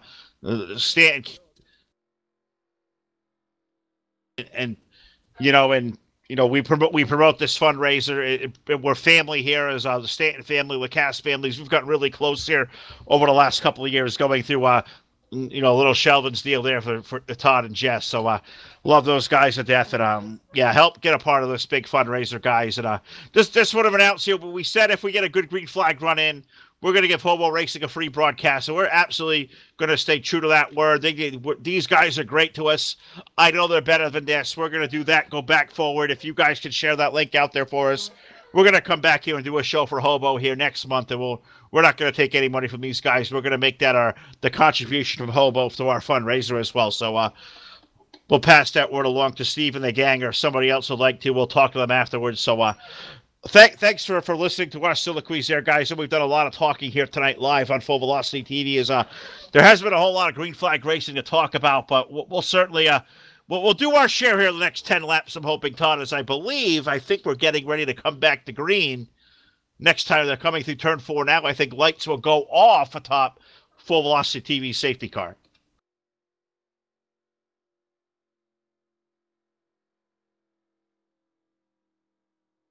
And then I get the dreaded whisper from Todd that says, Phil, don't throw it to me. Keep talking. I just broke a nail? Come on, Todd.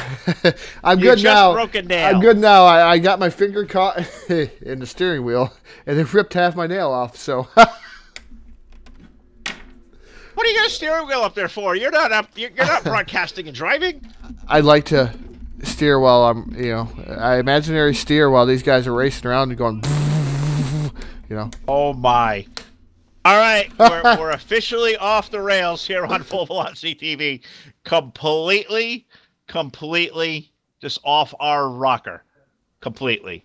Apologize to all you out here going with the follies tonight, but you guys at Hobo make this YouTube family go around for us. We appreciate you all tuning in, and hope you'll do a lot more, as we're usually on Facebook Live every night. I know you guys are our loyal NR audience, but you can find Phil and Todd and the rest of the Full Velocity crew over on Facebook Live or right here on our YouTube channel about each and every night. We'll be back on the airwaves tomorrow night, back over in iRacing in the Dirt. We're going over, I believe we've got Sim Addicts, I believe, early tomorrow night, followed by another round of Dirt Warrior Racing, Wednesday night street fights. You like some good old-fashioned dirt racing? Check out Wednesday night street fights tomorrow about 9:15. Street stock racing at its finest on the dirt. A lot of great times. That's where you can find a lot of what we do now. And once you see how good the racing is, folks, You'll see exactly why we spend so much time over there. There's a lot of those people over there. Great people. We have a great time, just like we're doing here tonight at Hobo, getting ready to go back to green here at Daytona. Herman Reese, Jeff Stakanis, Keela Julis, Richard Epic, and Rob Heath going to be our top 5, as this time on a 4 safety car, believe driven by our little midget friend Doug Locker. We're going to come to pit road, and we're going to get back to green flag racing.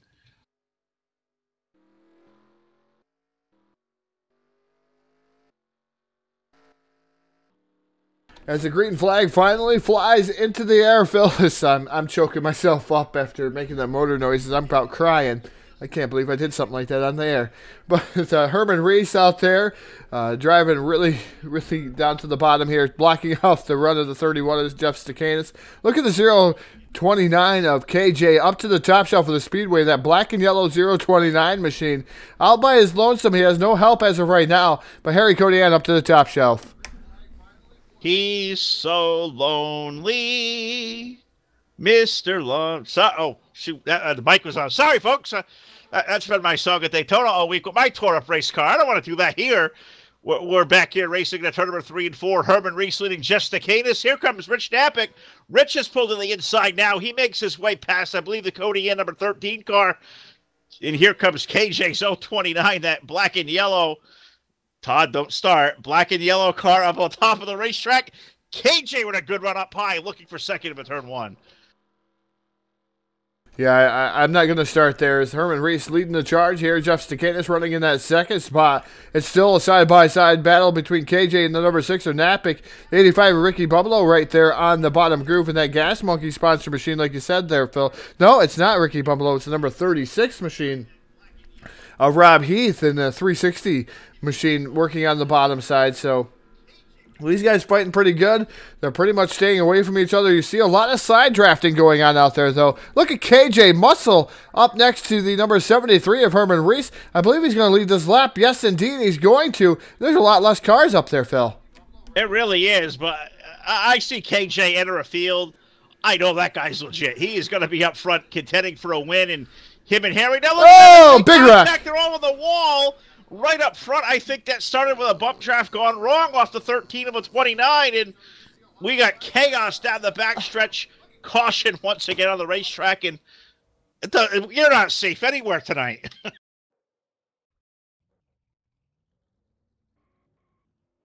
And Todd can't talk. He's choked up right now about what has happened.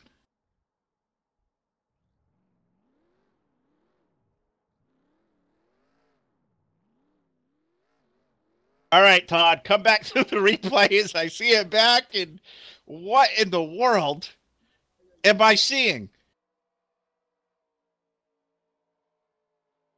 I just see what you had on the live screen as I kept piling in. Oh, my Lord. Good luck, partner, with this replay. I need to take a drink after that one. Good luck. So I'm going to talk about this one, and we're going to talk real civil, real calm. And whoops, of course I've made another mistake here tonight. That's noted here, but it is a bump draft gone wrong between Harry Codian and the 029 and Kilojoules, and man, he just went for a ride there. He thought that was the fastest way around. You know, driving the fence is absolutely not the fastest way to get around here. In fact, we just watch these cars and they're tumbling down. Kilojoules just tumbles down. There's more cars. They make more contact. And, man, they're inside of each other. They're doing a little hokey pokey and turning themselves around. Get the snow plow out. We got Turtle out there. Yeah, yep, they're plowing. There's no snow out there. Man, a lot of carnage. But, you know, the Turtle was Ricky Bumlo out there, Phil. So that's an old terminology from DRTV. Got to use that from Rich Patton. Always got to do a throwback. Right there's Ricky Bumlo, Turtle. But what I'm interested in is this hokey pokey here with the number 73 machine. Not sure, in the Boston Red Sox there, Phil. And then Herman Reese throws him to the side like he was nothing. Kind of like some dates I have gone on, but we'll not talk about that, I guess. As we try to maintain the professional level here at Full Velocity TV, but tonight it's just near impossible for us. So we apologize for all this, but I can say through all that carnage and chaos, it looks like we're going to have at least 3 or 4 cars out of the event here. Looks like Harry Codian's night is done. Jeff Stakanis is done. Mike Sanders, the Colonel, 191 gone. It also looks like this one got Brendan Spadafora as well. These cars are just completely all trashed, all junk behind the wall. And we talked about it earlier, Todd, with a group of 40 cars, the amount of yellows we did have, it comes down to thinning the field. But the only issue is these guys have decided through the whole entire 70-lap event that we're just going to keep thinning the field out. We've only got, 17 cars left in the lead lap. That's 23 cars that are just completely trashed. Yeah, definitely, Phil. Man, I don't know how to explain this one tonight. Yeah, we're having a lot of fun with it. I feel bad for Hobo Racing League and the drivers out there. And I know Steve Rubino's got to be pissed. Danny Rubino's got to be not very happy with what they're putting on out there. And Hobo Racing's not like this. We've seen a lot of great broadcasts through the years here on Full Velocity TV and DRTV. And it's just Daytona. It's that atmosphere. First race of the season. Jitters. Maybe I'm making too many excuses for these guys. I mean, I know I drive over top of my head at Daytona and have caused a lot of wrecks. But these guys right now, I think a lot of jitters. It's the opening points night, and you're on Full Velocity TV. You want to win. You want the limelight out there. You do, and I'm hoping it wasn't the cameras that got these guys all, uked up this way. But Hobo's a great league. I race here when I can on my off time, which is very, very sporadic. And this is a great league, a lot of great race car drivers, and a lot of fun. I wish they were representing a lot better than they're doing tonight, but it's unfortunately these guys having an off night is I'm having an off night. I can't even catch my breath at the moment. So it looks like that Boston Red Sox number 188 defending World Series champions car. Let me throw that in there for being a diehard card-carrying member of Red Sox Nation. For all my friends out there in probably Yankee country out there in New York and New Jersey, let me stick that knife a little further for you. Larry D, unfortunately, a valve. After all that carnage, Todd, the motor blew. A valve. Guess that's worse than being pissed on.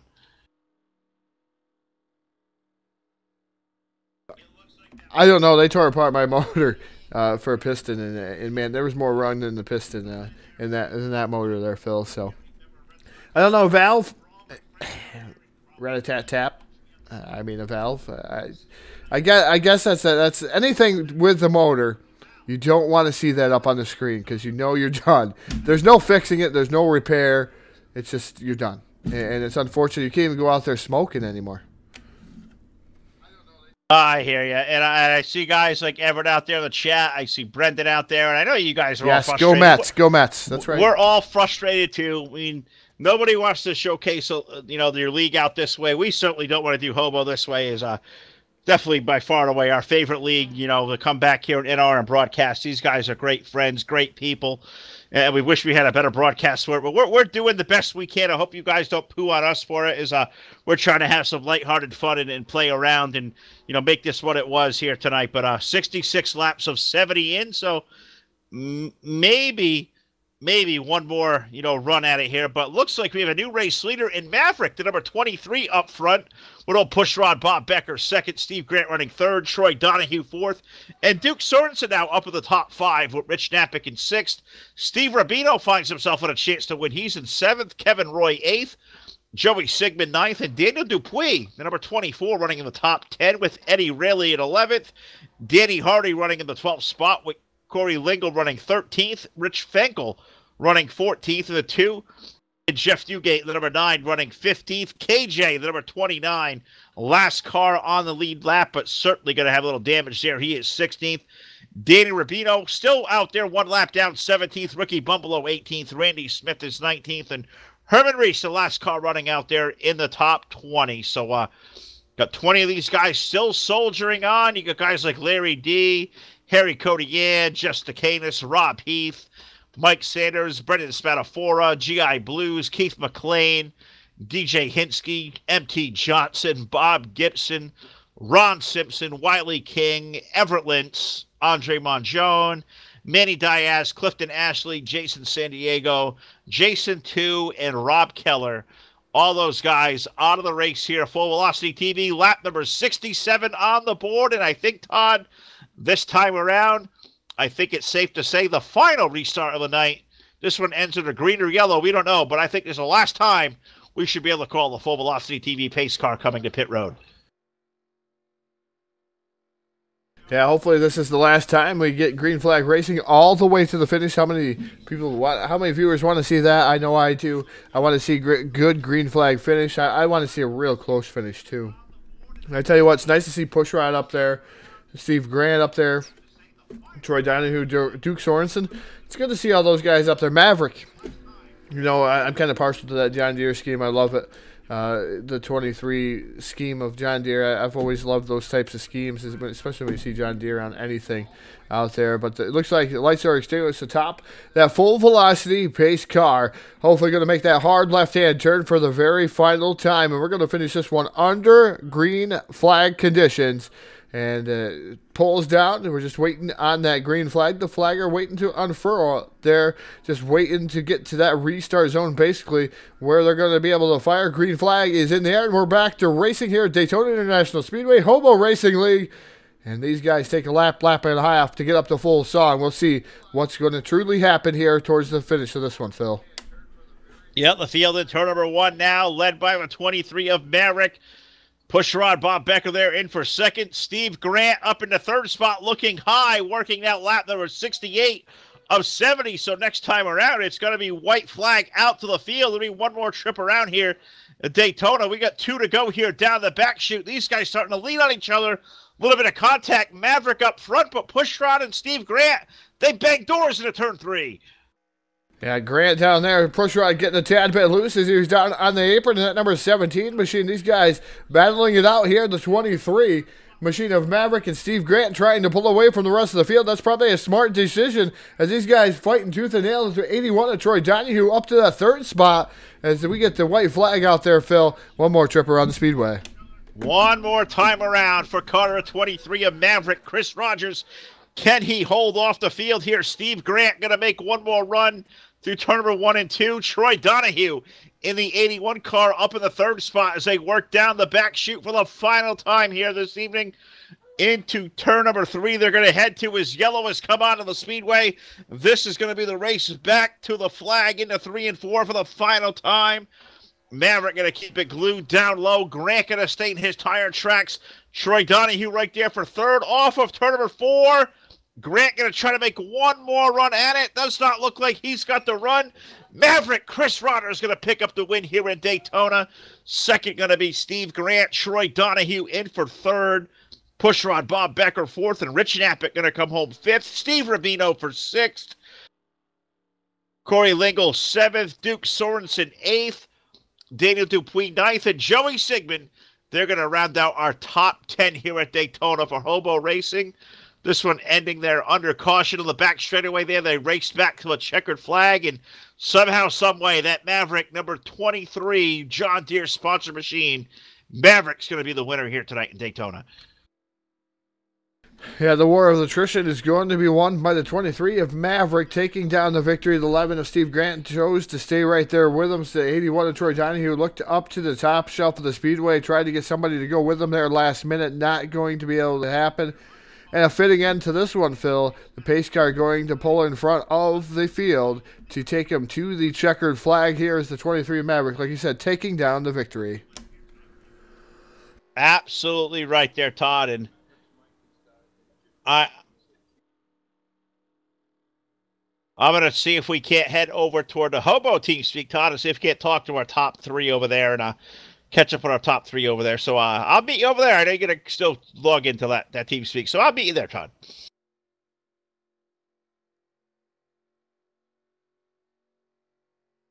So they're going to take the final checkered flag this time. As I did say white flag, but it was actually 2 laps to go. But the yellow flag did come out to end the race anyway, so they had to race back to that finish line. So now taking down the win, the number 23 of Maverick, with nothing else happening to him. And good congratulations to the 23. As I'm going to get myself over to the Hobo team speak. Good job to all the drivers here at Hobo Racing League. Thank you all for tuning in. We're going to go get the top 3 now here over on Hobo Racing Team Speak, and we'll get the top 3 interviews.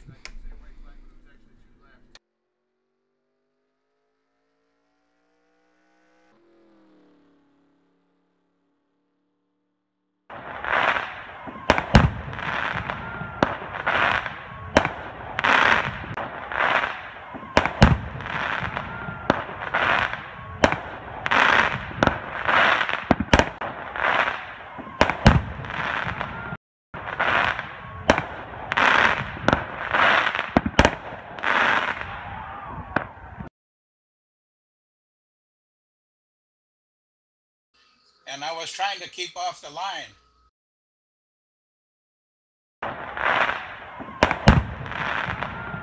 And I think by the power of TV, I think we have made it, Todd. Are we good to go? Definitely good to go, Phil.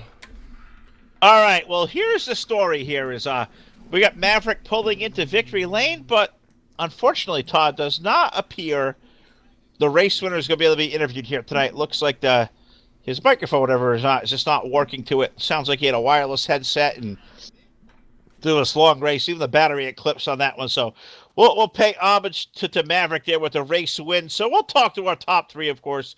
We always do here live on Full Velocity TV. We can't talk to the winner, but we'll certainly talk to second and third. And we'll talk to third place finisher first. Carver 81 of Troy Donahue. Somehow Troy, through all the mayhem, the carnage we saw over here in Daytona tonight, you start the season off on the right foot with a good, solid third place finish. Not a lot of green flag laps, but what did you see all around you over the course of your 70 laps? Yeah, the first part of the race there was a lot of cautions, and you just had to drive safely. And there, that last run, the last two runs were, we're picking them up and gaining some spots. It was a good hard fight, and there was a good strong finish there at the end, and I'm happy with third place finish. Oh, absolutely. A war of attrition here tonight. You kept the car in the right place. Coming to that last restart, what were you thinking coming back to green, knowing that we've been nothing but, 1 or 2 lap runs for the most majority of the night before that nice little 10 or 12 lap run we had. What were you thinking as far as being in a cup car, cup physics? If you had one chance you could have made for the win, where was it going to have to come from?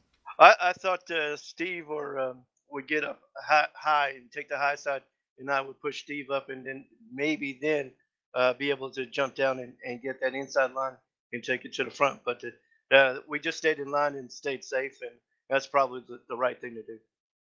I guess the way the night was, and I'm chuckling at it because we've had some fun up here tonight through all the chaos and the follies and trying to keep the audience out there kind of with us. So we've had a little bit of fun out here tonight. But you got a good, solid third place finish through it all, Troy. A perfect way to start a long season for us. We're only here night one at Daytona. We still got a lot of racing left to go this year, and this is a really good way to start the year for you. Even through the good cars that got tore up, a good, solid point to start the season. Yes, sir. I had talked to my teammates just before that restart, and I told them it was going to be a race back to the yellow. And Eddie and Caleb, a lot of help with the setup this week, and we showed off with the hard work we did. Well, Troy, as always, we do here on Full Velocity TV, buddy. We always give our mics to our top three. So we're out there tonight exclusively on YouTube this evening, usually through Facebook and YouTube, but we had a dual stream going tonight. So Hobo is always a league that always migrates to YouTube. So we're out there tonight with all the usual gang of characters. And there's a lot of them out here at Hobo that follow us every week when we come over here. So anybody out there to say hello to, friends, family, or sponsors, bud, the floor is all yours. Give them all a shout out. Again, a big hand to my teammates, Caleb and Eddie, for the help. And I should have a couple co-workers staying up late watching the race, and we'll talk about it tomorrow. Thanks for everyone for watching, and it was fun tonight. All right, there you have it, folks. Driver of Carter 81, Troy Donahue, bringing home in a third spot here tonight, which through all of what we saw here tonight, you got to be happy with that run. We'll walk a little bit further here down pit road, and we find the driver of car number 11, old Steve Grant, with a really good, solid second-place run there. Steve, I think you had a pretty clean view at the windshield all night. I think you, for the most part, stayed near the front. You probably had a good view of that last wreck behind you there with KJ and the gang getting tore up there. God, what were you thinking seeing these guys just spinning and crashing all around you this evening? I guess I was just lucky. I had connection issues at the beginning of the race. I went down pit road and went to the back of the field. Sometimes a bit, but over the course of a night, knowing that we get that good little spurt there through the middle toward the end there, that long little green flag run, race cars really seem to start coming to life. How did your car fare over that little course of that green flag spell? The car was fine all night. I just couldn't believe all the wrecks we were having. Usually we don't have stuff like that here. No, I absolutely agree. We were saying it all night, and people that have been following Hobo forever know races like they just don't go like this often. I'm not sure if it's the jitters of the early season or Daytona or looser setups or impatient drivers. What's your opinion if I get one from you? What made the race a wreckfest that we kind of saw? And I don't think anybody anticipated. I think it was just a bunch of different things. I lost my entire team. All four of my teammates were out of the race, so I didn't have any teammates up there at the front. So I had told Maverick that I would just hang with him. Kind of cut it close on the 17, getting around him. Sorry. Hey, that's good hard racing there. No, when you got a chance to win here the opening race at Daytona, which always carries a lot of prestige with that. But Steve, with all the wrecks of the mayhem aside, a good solid second place effort. They open up the season here. I know you run the full season over here on Tuesday night, so that's going to be a really good shot in the arm for you to open up the season with a little bit of positive momentum. Well, that's how I won the season last year. It was just being in the right place at the right time. I'm really happy to race here. I'm glad that Steve and everybody puts so much effort into this. It makes it a real fun experience to race at. I agree. I completely agree. I love this league. It's a league I come to in my spare time if I ever get any, which is very few and far between here lately. But we'll talk about that some other time. But Steve Grant, we got you down here. We're live tonight. YouTube exclusive for Hobo tonight, as we've had a busy schedule of Full Velocity TV. We have a B crew over on iRacing this evening. So we're exclusively on YouTube this evening. It's great because that's where all the Hobo folks always migrate to. So anybody out there watching, want to say hello to, or friends or family or sponsors or whoever out there, the floor is all yours there, buddy. Give them all a shout out. I'd just like to thank my teammates, Team Speedland and Hobo Racing, for putting all this on. It's like I said, I've been racing here a couple of years and I just love it here. We do too. Well, there you have it, folks. Car number 11, Steve Grant, defending series champion, I believe, in that number 11, comes home second tonight here in Daytona. That is awesome. But one more interview to go. Did not even think we were going to be able to talk to Maverick in the number 23 car, but sounds like the batteries and the headset fixed. We can talk to the race winner, Maverick. I believe that's Chris Rogers, Todd, in victory lane with you down there in Daytona.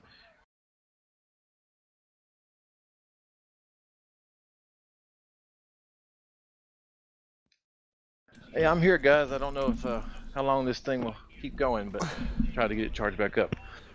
Well, Maverick, I had to get my voice back going here. I wasn't expecting. We knew you were having issues with your microphone, but great race, nevertheless. Taking down the victory here, opening race. I know there was a lot of yellow flags, a lot of attrition out there here tonight, and but you're able to take down the victory here, able to hold off guys that were hard charging right behind you, and that's always a tough task at Daytona, especially if somebody was able to pair up. But Steve stuck with you.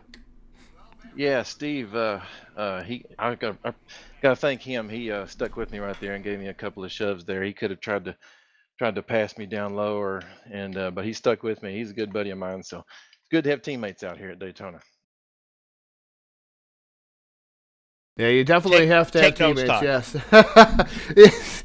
Well, I've had a lot of times where I'm behind my teammate and actually spun him out down through the grass, or my teammates spun me out. So it is good to have teammates, especially ones that know how to bump draft and able to draft you to the front and keep you there, Maverick. Tell us about your race and how it was coming through the field. How did you miss all those wrecks?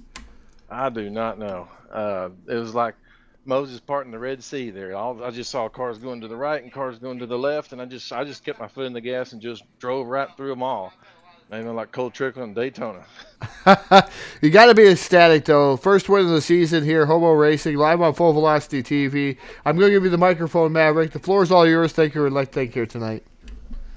Well, first of all, I'd like to thank my Lord and Savior Jesus Christ, and then I'd like to thank my wife and my kids for letting me do this every week, and thank Steve for keeping this thing going, and Bino, the admins here, and wow, I don't know, just thanks my fellow teammates out there, and thank my sponsor John Deere. Hope I didn't miss anybody. Again, congratulations on the win tonight, Maverick, and hopefully we'll see you down in victory a little bit more here on Full Velocity TV. Thanks, guys. Appreciate it. A lot of fun. Picking up the win here tonight at Hobo Racing League. Maverick, Phil, I tell you what, he won the war of attrition. I'm going to have to go back through that video and watch how I actually saved the replay. I want to watch how he made it through all those wrecks. I'm impressed, but you win a race like tonight, it's great to lift a trophy. You almost feel like you survived all the mayhem out there. Great job by Maverick, all the guys in the top three, all the guys who made it to the finish, and most importantly, all of you out there tonight that watched us throughout the entire broadcast live on YouTube tonight. Appreciate all of you who've tuned in. I hope we didn't stink to show up. We really tried to keep this one fun and lighthearted for y'all out there. So we appreciate all of you. Love you all. Cannot wait to come back to Hobo. As we said, we're coming back here next month to the modified finale. That is going to be a lot of fun here on a Thursday night as well. So that's gonna do it here for Full Velocity TV tonight. So I'm gonna thank our graphics guy, Mr. Martin Karch, who did some great overlay work for us before our show. Gonna thank Jack Truin, does our controls for us here on the spot there, manning the second crew over at iRacing tonight. Gotta thank our Josh Smith did a lot of our camera work over at iRacing, helps us a lot of logo work. And of course, my buddy Todd here alongside. Got to thank Ron Piles and Ronnie Wayne Scott for holding down the fort over in the iRacing ship here this evening. And thank all you out there for watching. Thank the gang over here, Steve and Bino, and all the cast of characters. Hobo is our home away from home, and we'll never forget where we come from here at our 2003 live on Full Velocity TV. We will see you next time. Have a great night, everybody. Good night.